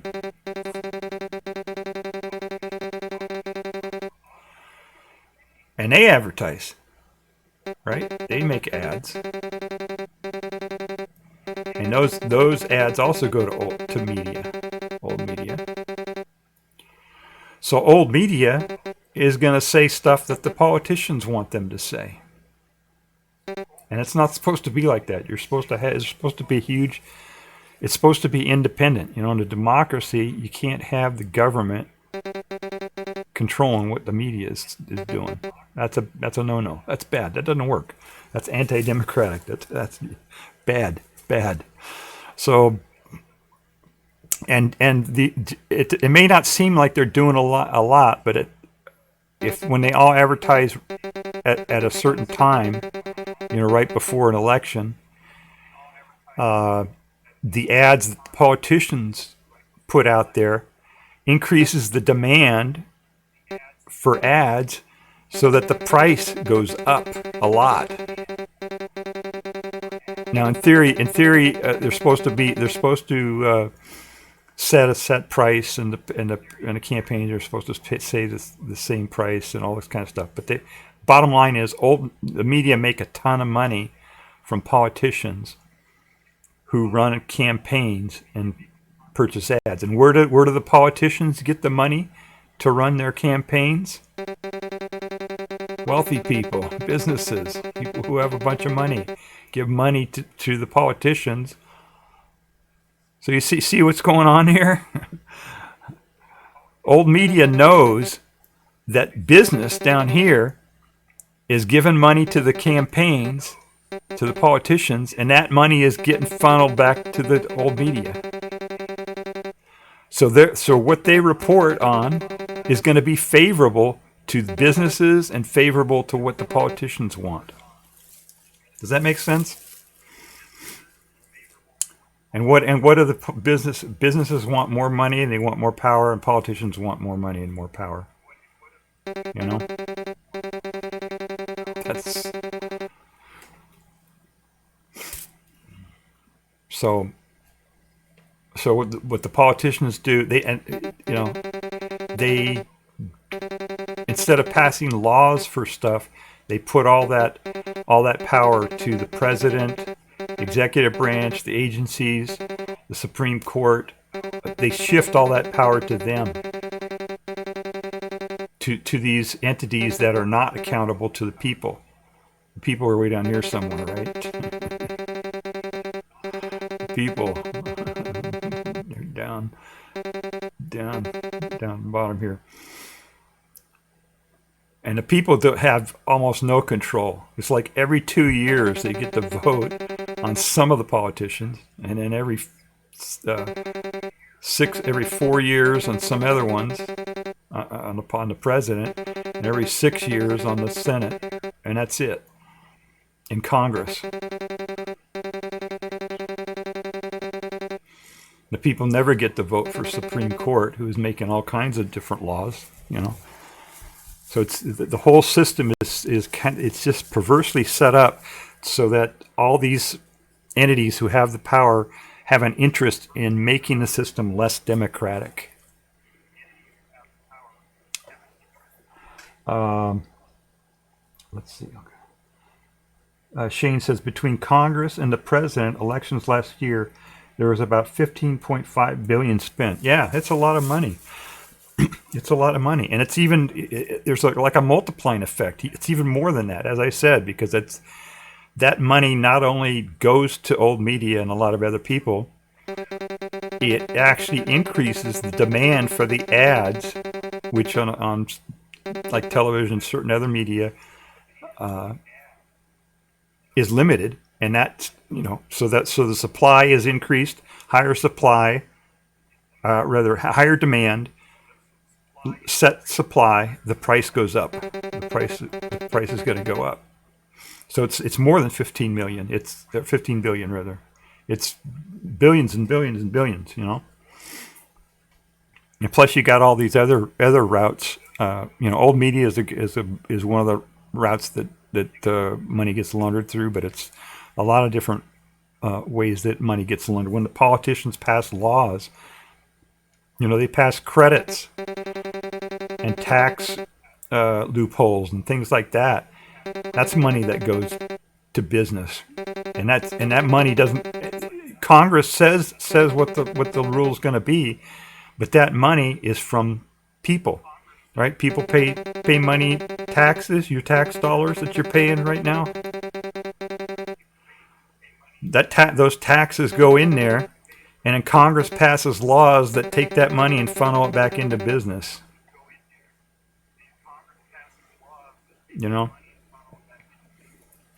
When we had COVID, remember when we had COVID and they passed this thing where everybody got a payment, because of hardship and all that. What did we get? Like 2 checks for $300 a piece or something like that. That was like the people got this much and the businesses got this much. It was ridiculous. The people got just $600, but each business got millions or thousands at least, even small businesses. So, okay, yeah, system's unfair. Memlaw says, imagine how many people you could house with that. Yeah, there's a lot. All of them. Yeah, Shane says all of them. Oh, yeah. Everybody keeps talking about what our post-scarcity society economy would be. Or a post-scarcity society. What happens when there's enough for everybody, and how would our economy work that way? I mean, we're there. Our production, the amount of things that we produce right now, is way, way more than enough to cover everybody's needs. There is no scarcity anymore. There's no The only scarcity that we have is artificial. It's created by the people in power. What Trump is doing right now, he's trying to increase scarcity. He's trying to make the tariffs. The tariffs will be super inflationary. I was at the dollar store yesterday or the other day or whatever, and they were already getting ready. They were having packages. Everything's supposed to be $1. They raised during COVID. They raised everything to $1.25, and I saw them unloading packaging now for items that have $3 on them. Items, they have items, the exact same item that says $1.25 on it. They're getting packages in now that say $3. Same thing. Pack of batteries, $1.25. Same pack of batteries. They were unloading boxes that said $3 on them at the dollar store. It's supposed to be $1. So this, like the tariff with China, that's going to impact way disproportionately poor people, because that's where poor people go. I know, I'm a poor person. I go to the dollar store to buy stuff, and I tried to buy as much as I could. I put stuff on my credit card these last couple of days to try to buy as much as I could now before the prices go up, because I won't be able to afford it, And they want to do that. They want to keep people stressed, and the reason they want to keep people stressed and living on the edge is so they can control them. So that when you go in for a job, you're desperate, for the job, and then the person who's hiring you can pay you shitty wages, and treat you like shit when you're at the work or whatever, So they can exert power on people. That's why they're doing all this, And the thing is, the issue is that it's the production ability is getting so high now that all these techniques that they're using still isn't enough.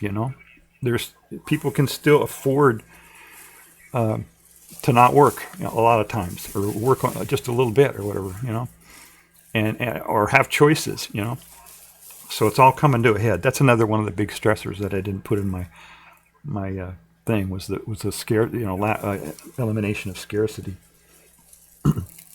But it's just not distributed right, and that's what a universal basic income would do. Is it would set a floor. Everybody would have enough to take care of their basic needs, and work would be a choice. If people have to work in order to survive, then it's not slavery. I don't want to say slavery, but it's compulsory work, right? It's when I haven't been to a restaurant in a long time. There are lots of reasons why I didn't, but one of the reasons is because the people who work in restaurants, it's the whole idea of having somebody serve you, just is repulsive to me. Going into a restaurant and sitting down, and here's this person coming to take your order and bring you food and do all this stuff, and they don't want to be there. The only reason they're there is so they can pay rent, survive, and you're forcing them to serve you, it's perverse, I know a lot of people don't think that way, but I'm thinking, 50 years from now, people are going to look back at us today and say, how could you even allow that? How could you even allow people to force people to come and do that and serve you and do all these service jobs, really, massage therapists and hairstylists and pedicurists and all these people who do these service things, I mean, there probably are people who enjoy doing that, but I'm thinking a lot of people who work in jobs that they don't want to do, and the only reason they're doing them is because they have to survive. We could get rid of that, and then the market would be set up so that it would be people would have a choice. People would be free if they could. The market price for a particular service would be accurate based on what the person would be willing to work for. You know what I'm saying? Rather than somebody working at a job because they have to in order to survive, they could say, okay, I'll pick up your trash, but you got to pay me $100 an hour. I'll do that. You know, there's probably a lot of people out there who would pick up trash for $100 an hour, right? You know, and that's one of the reasons why the businesses don't want that, because they don't want to pay those kind of wages. All right, let me go to chat here.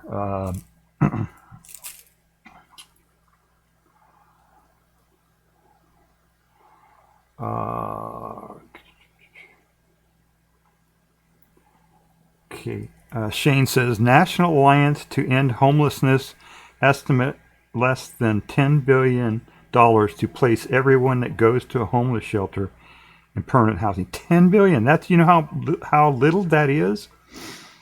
And then they use that as scare tactics, right? You got homeless people out there on the street carrying signs and stuff like that. And workers see that and say, "Oh, I don't want to be homeless. I don't want to be. I'm afraid. I don't want to be homeless." You know, and they use it as a scare tactic to try to put fear into people. To make sure they do what the boss says. You know. Let's see. Happy Nightmare says, are people afraid that the economy would fail if there is no homeless people? Yeah, it's not. It's the homeless people. As I said, the homeless people are there so that you see that there are people homeless, and you say, "Oh, I don't want to be homeless. I better go to work. I better do what the boss says. I don't want to get fired." Blah blah blah. You know, that's what that's about, I think. And it also. It keeps the rent prices higher, so the people who own property get more money. You know, if there's less supply of housing available to rent, then they can charge more for rent. That's one of the main drivers. You know, when somebody wants to build a new house, to do a development or something like that, all the somebody wants to build a new apartment building somewhere and put a bunch of places on. Make places available for people. All the other apartment owners will lobby against that. Will try to prevent them from building a new a new apartment complex, because if that new apartment complex comes online and is built in the town where other people have apartments, those other people who own apartments won't be able to charge as much for rent. There'll be more supply, lower cost, right? That's supply demand. That's how that works. Erom, don't fret about the server people too much. Won't be long till it will. It'll be robots, and that's kind of an interesting thing. Yeah, Erom says don't fret about the server people too much. I was talking about the server people in the restaurants. It won't be long until robots will replace them. OMG, LOL. Yeah, it will. They'll be like McDonald's or whatever. I don't know where they would do that. But one of the things, and this is the whole perverse thing about it, is that people want to feel that they're making someone serve them. You know what I mean? It's a whole power thing. And it's not. Most people aren't like that, but there are a lot of people that are. So. I think there would be a certain clientele who would rather have a human do that than a robot, not just for the social interaction, but for the dominance part of it. You know what I'm saying? Anyway, Shane says it's nothing. It's nothing. Not sure what you're referring to there, Shane. Shane says placing these people in homes and helping them find jobs would produce more economic benefit than the $10 billion spent. Oh yeah, it's ending the homeless problem is not that. Who tried to who really went after homeless is Jimmy Carter. Remember he did the what the heck was that called? Where he went he did this. There was a group that he volunteered on to build homes. Habitat for Humanity. Habitat for Humanity was the name of the thing. And he would go out there and actually, use saws and hammers and all that, and do the work himself, And yeah, he was probably our last, genuine president, I guess you'd say. You may disagree or agree with what he had to say or what he did or what his policies were and all that, but in terms of, he didn't have no sex scandals, no, you know what I'm saying, no, and he seemed to be genuine in what he wanted to do, what he said he wanted to do, what he actually wanted to do it. He wasn't just saying it to get votes or to get support or whatever, and there were no scandals. I don't think there were no money scandals or anything like that, Obama was pretty good too. He didn't have any sex scandals or he had some issues with the way he conducted the warfare against the terrorists and stuff. But let's see. Shane says, Carter was a decent guy. I don't always agree with his political takes, but I don't doubt that he deeply cared about people. Yeah, he did. Yeah, he was one of the good ones, I think. Yeah, and I try to think of ones that came after him. Reagan was good at communicating, but I don't know. He had a whole bunch. He had scandals. He had Iran-Contra and all that. Let's see, who else was? Clinton, right? He got a blowjob in the White House. Do young people know about that? They don't talk about that, do they? Do you young people out there? Do you know that Bill Clinton, our president, got a blowjob in the Oval Office when he was a president? Do people know that? I don't think we haven't talked about that. I haven't heard people talk about that in a long time. I bet there are a lot of young people who don't know that. Let's see. Who else? Oh, Bush. Yeah, he was corrupt to the bone. The first Bush, Bush 41. Yeah, he was pretty much in the oil companies too, and he's an ex-CIA guy. He did do one of the things that he did was that he put his job on the line in order to get something done for the country. So there was that. When he was president, when Bush 41 was president, during his first term, they were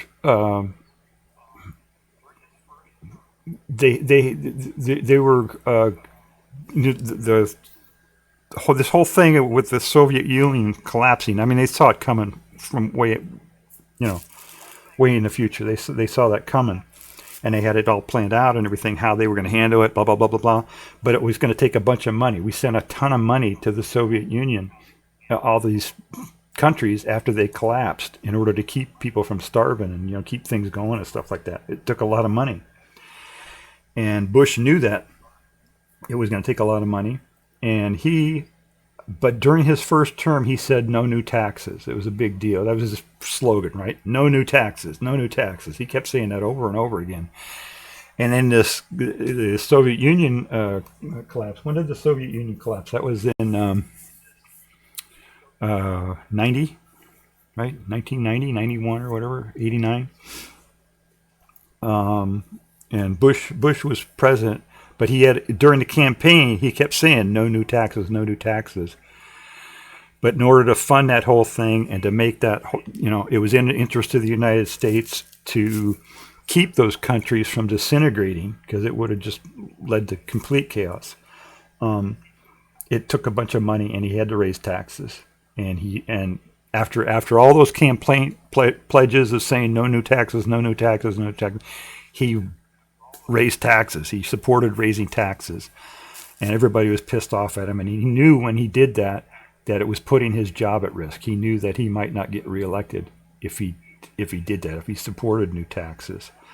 But he did it anyway. So, I was pissed off at him, when he did that. I said, hey, you said no new taxes, but you raised taxes anyway, blah, blah, blah. But now, of course, decades later, I'm looking back and saying, yeah, that took some balls, right? That took some dedication to the country over his political career. You know what I'm saying? So even though I disagree with the guy, he's an oil guy, blah, blah, blah, you know, all of the stuff, that particular thing he did, raising taxes after telling people he was not going to raise taxes, put his job at risk, but he did it anyway because he knew it was the right thing to do. So, I don't know. What any other presidents that were good since Carter? Bill Clinton was. Bill Clinton was also renting out rooms in the White House for money. He's basically renting out, campaign donors, people that were donating to his campaign or otherwise financing his thing, right? Whatever his organization, right? People who would pay him money, and then he would let them stay in the Lincoln bedroom or the whatever in the White House overnight. That's pretty scandalous. That's pretty corrupt. Let's see who else. Yeah, Bush, the first Bush, of course, we talked about that already, going to war under false pretenses. So we had two Bushes, and then we had Obama. Yeah, so really, Carter was probably the last one that was really good. And ironically, that's the last time we amended the Constitution. I wonder if that's a coincidence. I don't think so. Maybe it is. I don't know. Let's see. And go to chat. Airbnb, yeah. Airbnb at the White House. The Lincoln bedroom. Oh, shoot, I can't scroll back here. It's not letting me scroll back.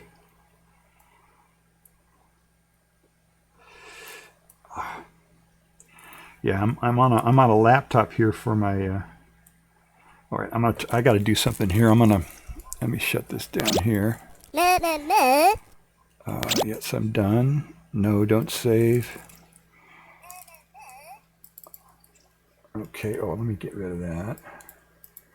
I'm having trouble following chat here because my computer.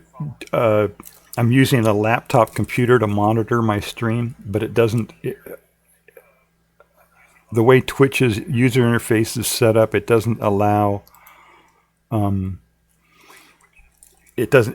Using a laptop touchpad to try to control chat is nearly impossible on Twitch. I don't know if any of you have ever tried to do that, but that's.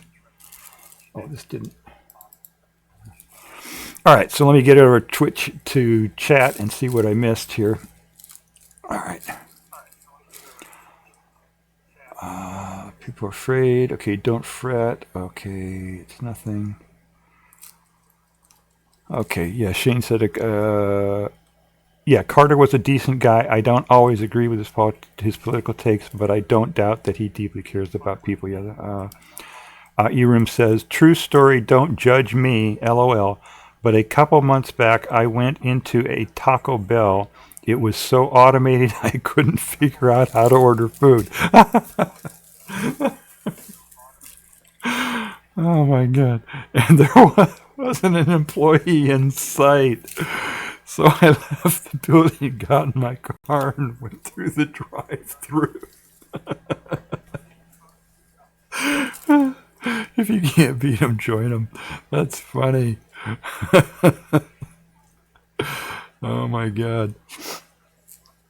Shane McGinnis says 91, 92.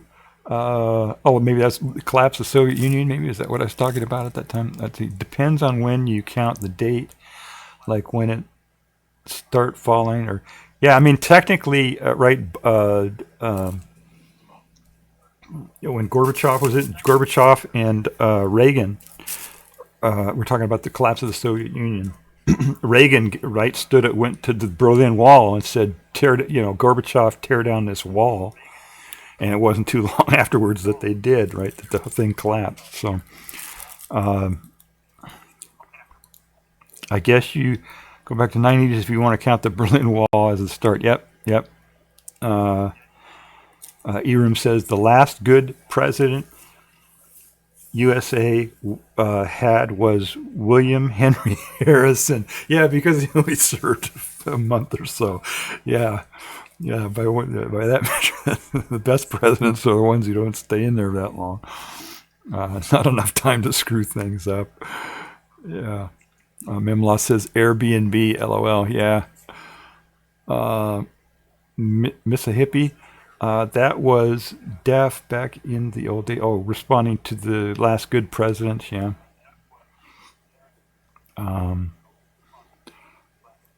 Happy Nightmare says, LOL, was he renting them out by the hour? Yeah. Clinton. Yeah. No, it was a big scandal.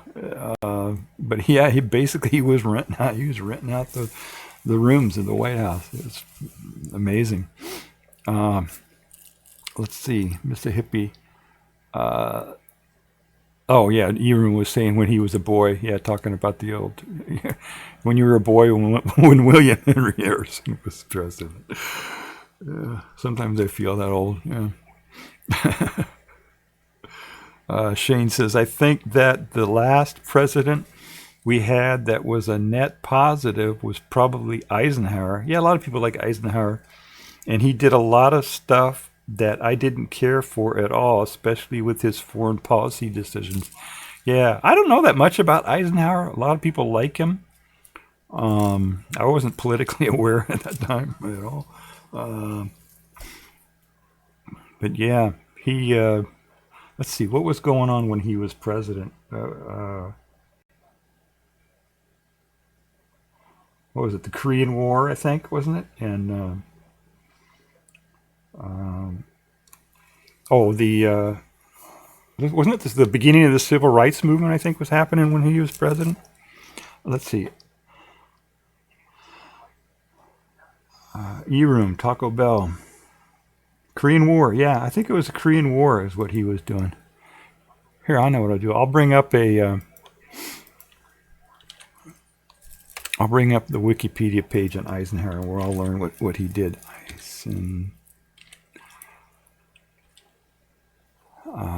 Eisenhower. Oh, I know it. I got to say Dwight. There it is, Dwight Eisenhower. All right, let me see if I can bring this up here.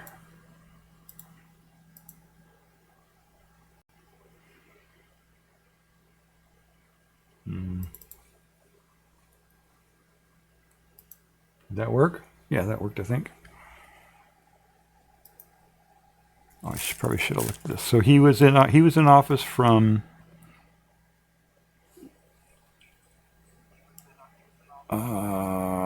okay. So he was a commander from 51 to 52, and he was president from 53 to 61. So yeah, he was in there at the beginning of the civil rights movement. I'm not sure how much he facilitated that or opposed that. I don't know what his policies were on that. But yeah, he was a military guy. So Supreme Commander Allied Expeditionary Forces in the end of the war. So yeah, did a lot of stuff. Oh, but he started the Vietnam War, I guess. So that was that's kind of a negative, I guess. Let me see what chat says here. Eisenhower was president from 53 to 61. Okay. Happy Nightmare says, Korean War, was that the one that was secretly going on for decades? That was a civil war. The Korean War was a civil war between North Korea and South Korea. And the U.S. got involved in that. I don't remember the details now on that. And technically, they're still at war. Believe it or not, there was never an armistice or anything. They got down to the demilitarized zone that they have that cuts them in half there. And everybody just kind of agreed not to cross that line anymore. And that's where they've been at. They never really signed any peace deal at all. But they're still... God, that was a long time ago, and they're still against each other. You know what I mean? That was back in the 50s. So that was a long, long time ago. That's a long time to stay enemies with somebody. You know what I mean? That's but the dynamic, I guess, is set up so it's in everybody's interest for those folks to be against each other, right? All right, let's see. Happy New Year. Or wait, that might have been the Vietnam War. Yeah, the Vietnam War got started in the early 60s, I think. Well, the Civil War, when did the Civil War begin? It was kind of like an offshoot of what was going on in China, right? They had a revolution in China and in the 40s. And then into the 50s, I think, is probably when they started trying to get into Vietnam. I don't remember the dates exactly. But there was apparently American influence going back decades before what was publicly known. Yeah, it was mostly France that was involved in that, I think. Because, what was it? Vietnam was a French colony, I think. We should ask Shane about this. He probably has all these answers off the top of his head, I'm sure. Let's see. Shane says Japan took over Korea prior to World War II, and they were very unhappy to leave after World War II. Okay. So you're right. Japan lost World War II, and so we made them leave Korea, obviously. And then, let's see. But the UN, and especially China, pretty much forced them out. Oh, okay. So it was the UN. Okay. And China. Interesting. Okay. But the country was very unstable and split into North Korea, which was communist, right? And South Korea, which was democratic. And in 1950, the North invaded. Okay. Okay. So, yeah. Happy Nightmares says, was kept secret until a whistleblower messed up their plans. I'm not sure what you're talking about there, Happy Nightmares. If you're talking about Vietnam or Korea or what was going on, French, Indochina, yeah, it was. I think Vietnam was like a French colony or something, or they colonized it or whatever. They hit. It was one of their countries that they were controlling. Happy Nightmares. I think it was the Vietnam War. Yeah, I remember talking to a guy that I worked with a long time ago. This was back in the 80s, I think, 1980s. And he was telling me stories about when he was in the service, in the war. And he said he was one of the first guys that went into Vietnam and were laying down the airstrips and stuff like that in the early 60s, 61, under Kennedy. He was telling me about it, just war stories or whatever, I was really young. I didn't really understand what was going on at that time, but he was kind of explaining to me that he was like one of the first ones to go in there. It was really Kennedy, I think, who really got that going. But I was wondering if Eisenhower had anything to do with that. Let me search this Wikipedia article and see if there's what they say about Vietnam.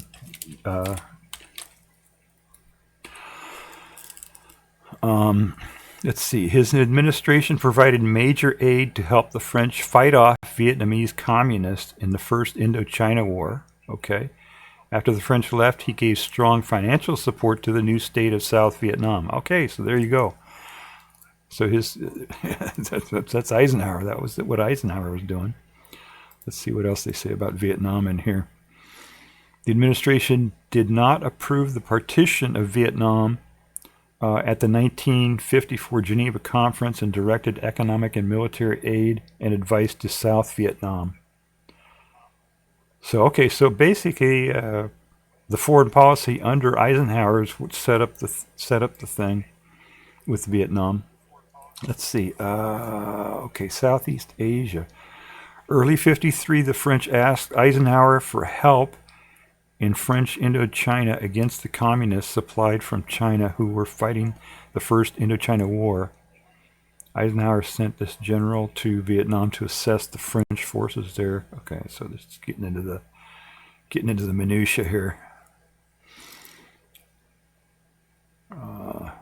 This is a lot of details here. I guess if you want, I'm not going to get into this stuff here, but so it was basically the policy and all that was set up under under Eisenhower. So there you go. Huh. Let's see. Let me check my chat here.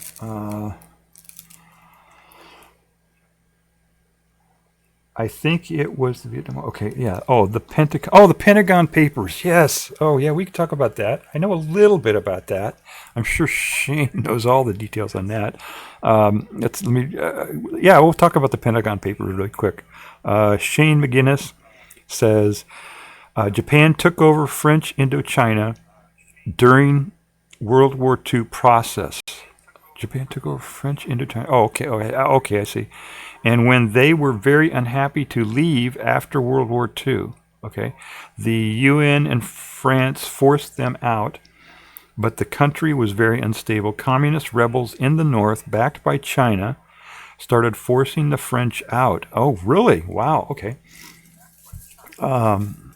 Eisenhower in the U.S. started dumping money to the French, but the French bailed out, and the country split into communist in the north and democracy in the south. Yeah, that. All right.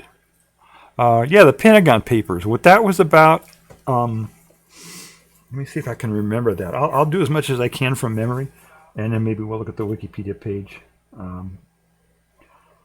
Daniel Ellsberg, I think was the guy's name, leaked some papers to Times newspaper, the New York Times, I think it was.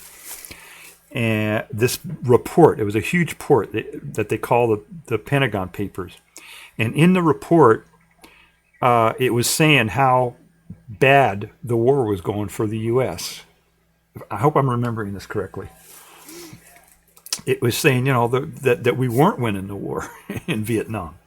Meanwhile, while this report from the Pentagon was made up, Nixon was saying, "Oh, everything's going just fine. We're winning, blah blah blah, whatever politicians do." And so lives were at stake. We were sending thousands and thousands of young men, over to Vietnam as cannon fodder. They're getting killed, and people, it was a big deal. And meanwhile, Nixon was saying, "Oh yeah, it's worth it. We can keep going." And I'm sure the reason he was saying that was so that all the defense industry would give him money, or whatever. It would help his campaign or whatever. But meanwhile, the Pentagon came out with this report, the Pentagon Papers, which said that the war was going poorly, and we weren't winning the war. And so Daniel Ellsberg, who I don't know what, he was some sort of insider who had access to this report, he turned this report over to New York Times, and New York Times printed the report. And it was a big deal. It was like a veil was lifted, and people said, "Whoa, this is really what's going on," And of course, the government and Nixon and everybody was upset about that because they didn't want the people to know what was really going on. And there was, they're saying Daniel Ellsberg was a traitor, and he's blah, blah, blah, and he violated this act and, classified information, blah, blah, blah, And there was a big court case. Actually, before LA Times was going to print the article, they tried to stop it. The government tried to stop the New York Times from printing the Pentagon information from the Pentagon Papers, saying that it was national security and all this kind of stuff. And there was a big Supreme Court case, and the Supreme Court came down on the side of free speech and said, yes, the New York Times can, the government cannot stop a newspaper from publishing information. They can maybe prosecute afterwards or something like that, but they can't have prior restraint. They use the word prior restraint. And so the New York Times printed the thing, and I don't remember what the final output was, but here, let me read chat here. Maybe some people in chat can correct all the mistakes I just made. Shane McGinnis, frickin' LBJ. Let's see.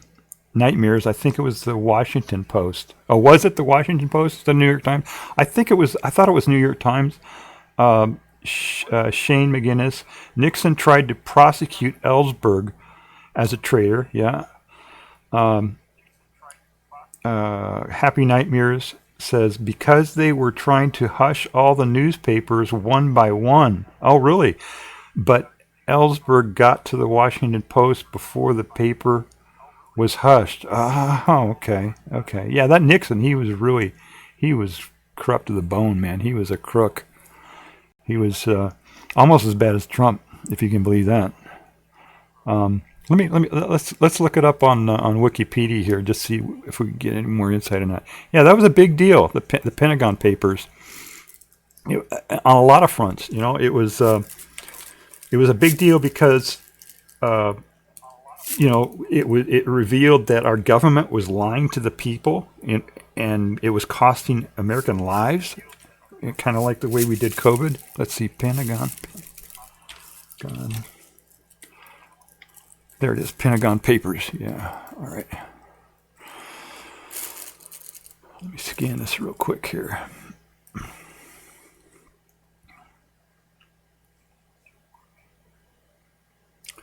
Okay, we've got a picture of a dead body. I don't know if that's okay on Twitch or not, but this is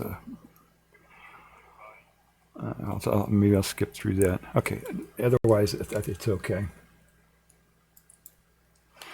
All right, so this is the article on it. We'll just read the intro here.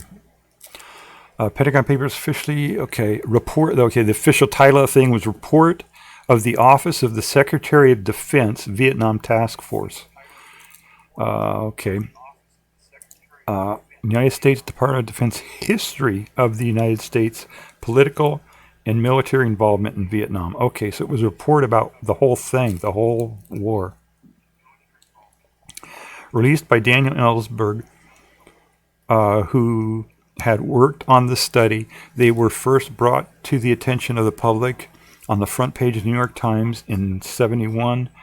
96 article in the New York Times said that the Pentagon Papers had demonstrated, among other things, that Lyndon B. Johnson administration had systematically lied not only to the public but also to Congress.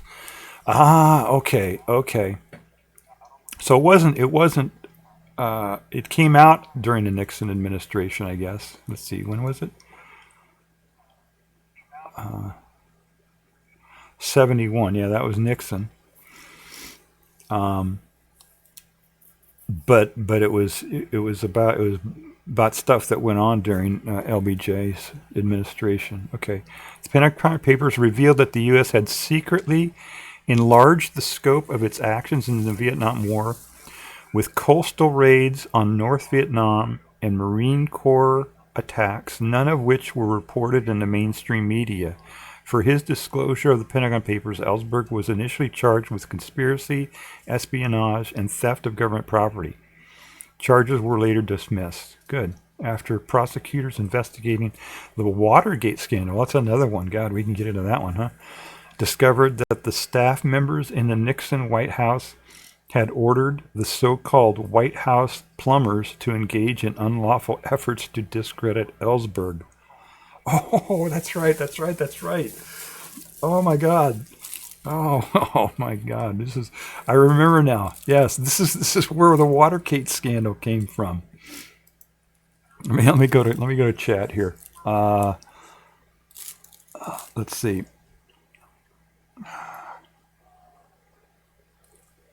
Okay, Nixon bribed the judge in the Ellsberg case with a position as FBI director and got the whole thing thrown out on mistrial. Really? Oh my goodness. Frickin' Nixon. Happy Nightmare says, yeah, my memory is a bit foggy, but we covered this in a course. Oh, good. Well, I'm glad they're still teaching us stuff. Shane says, several news outlets ended up posting some of the papers. Yeah, it got out anyway. Times and Post both did. Okay, so both of them did it. Okay. Yeah, strength in numbers, right? Let's see. Erum. Erum says, all of you guys. Hey, thanks for hanging out. Yeah, thank you for the raid, room, and thank you for sticking this out for so long. How long have we been on there? Right, a long time, 2.5 hours, long streak for me. Yeah, thank you for all your support, Eram. I appreciate it. Everybody give Eram a follow if you're not already. He's got some pretty cool streams. He's a very entertaining streamer. Happy Nightmares says, oh, thank you. Okay, okay. We have a bunch of everybody thanks Eram. Thank you, Eram. Happy Nightmare says, I'm really enjoying our little study group reviewing this important history. Yeah, it is important. Yeah, I appreciate it too. I appreciate you folks participating. Mr. Hippie says, I am turning into a pumpkin. Yeah, it's getting kind of late. What is it? Almost midnight. All right, Mrs. Hippie, thank you for coming. Everybody give Mrs. Hippie a follow. Let me give them a follow too here since I'm here, because I was not following that Mr. Hippie. Now I am. I'm lost. Good night. Okay. Yeah. So I think we got most of it right there. The part that I didn't had forgotten was that this was the impetus for the Watergate scandal, the Watergate Hotel. Daniel Ellsberg's back in the 1970s, people didn't talk about if they went to therapists or psychologists or anything like that. They didn't talk about it. It was like taboo or something shameful to talk about mental health back then. People were messed up back then. So if it was ever revealed that somebody had gone to a psychiatrist or anything about their mental health was discussed, it was shameful to the person. So they could blackmail people. They could use that against somebody if somebody had seen a psychiatrist or psychologist. And Daniel Ellsberg, his psychiatrist or psychologist, I don't know which it was, had an office in the Watergate building, which is in Washington D.C. I actually spent a night in that hotel once. That's another story. Anyway, in the Watergate Hotel, yeah. So his psychiatrist or psychologist had an office in the Watergate Hotel, and Nixon and his men that he had, were doing his dirty work for him, broke into the hotel, broke into the office to try to find dirt on Ellsberg, to try to find out why he was seeing this psychiatrist and try to find out things that would discredit him somehow, or embarrass him or bribe him or blackmail him or whatever. But when they did the break-in, they got caught, and that's what led to the whole Watergate scandal. It was the Watergate Hotel, and so I didn't realize that I had totally forgot about that. There was a connection there between the Pentagon Papers and the Watergate scandal. How about that? And that's what actually brought down Nixon, the Watergate scandal. During the Vietnam War and all that.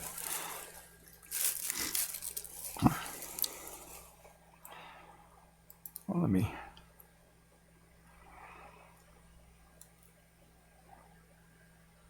I'm going to chat. I'm going to type some stuff into chat here.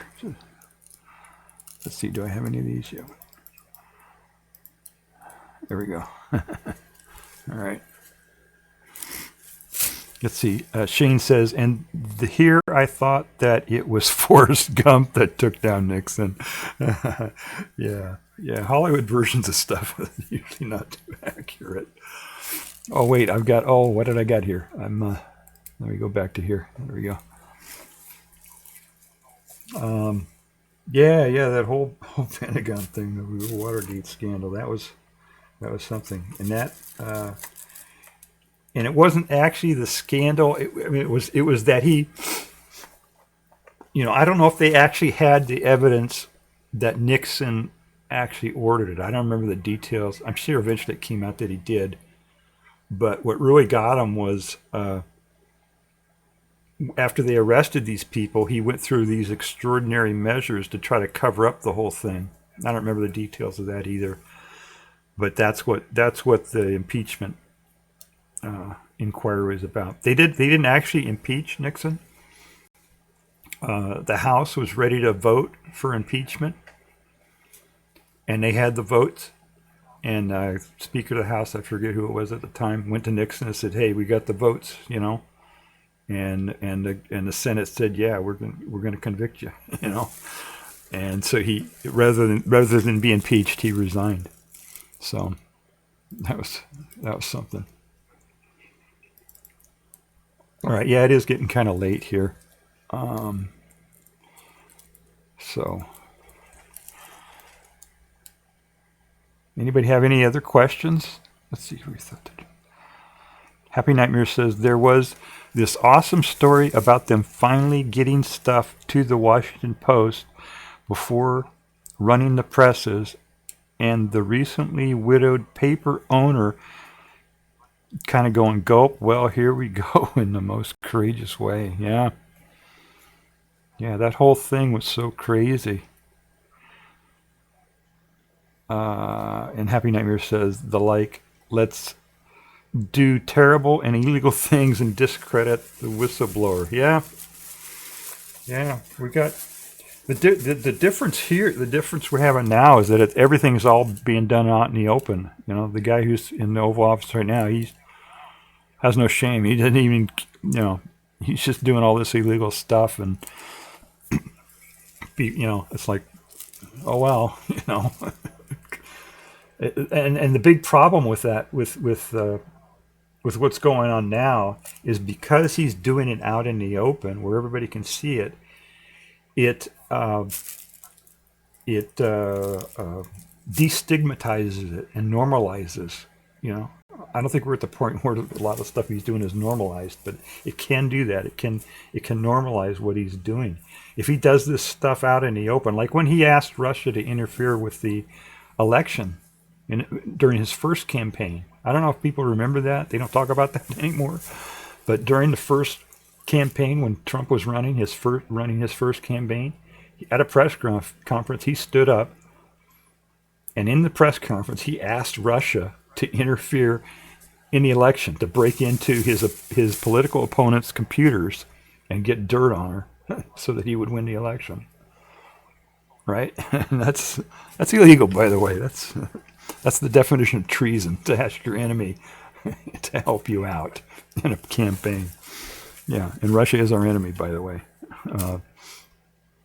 And he just did it openly, and when he that's how he operates. He does these things that are just horrible.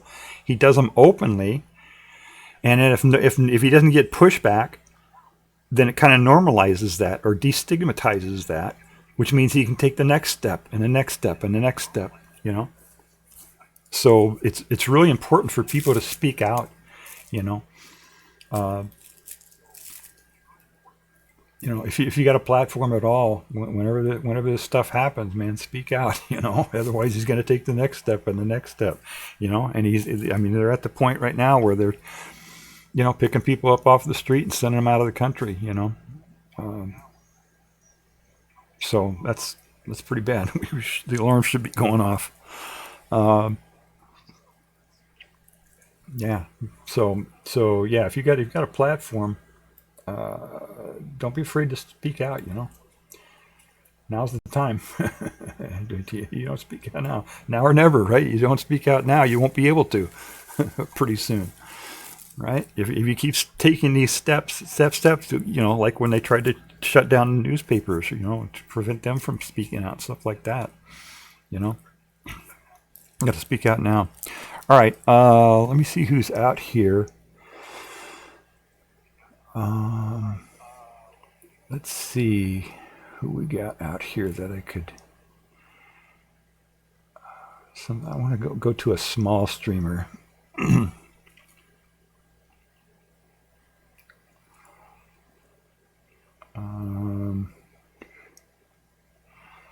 be a good one. I think physics and depression. Do you know? Let me see if he accepts raids. Let me try raiding him here. Raid. I gotta spell this correctly.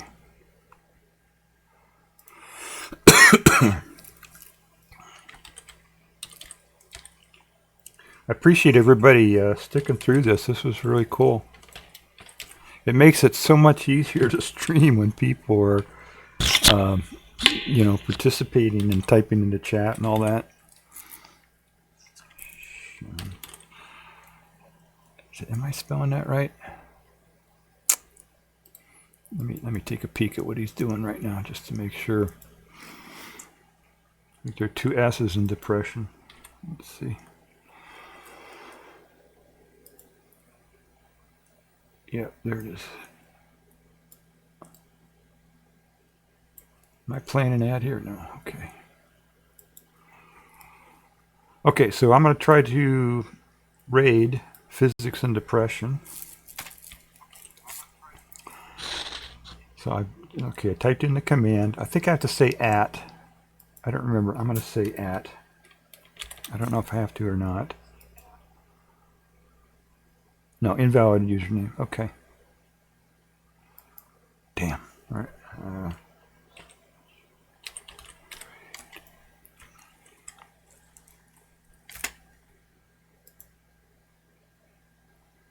Okay. All right. So you got it set up. Okay. I got to. Let's see. I'm supposed to play something here. This is my new closing. But it has some credits and stuff that I have to run. I appreciate everybody coming here. Oh, I got to type something else in here with all my with some of my social links and all that. I made up a command to do that. Let's see if that worked. Yeah, there it is. So I got my social links in there, and I'm going to set up a website, doubletribble.com.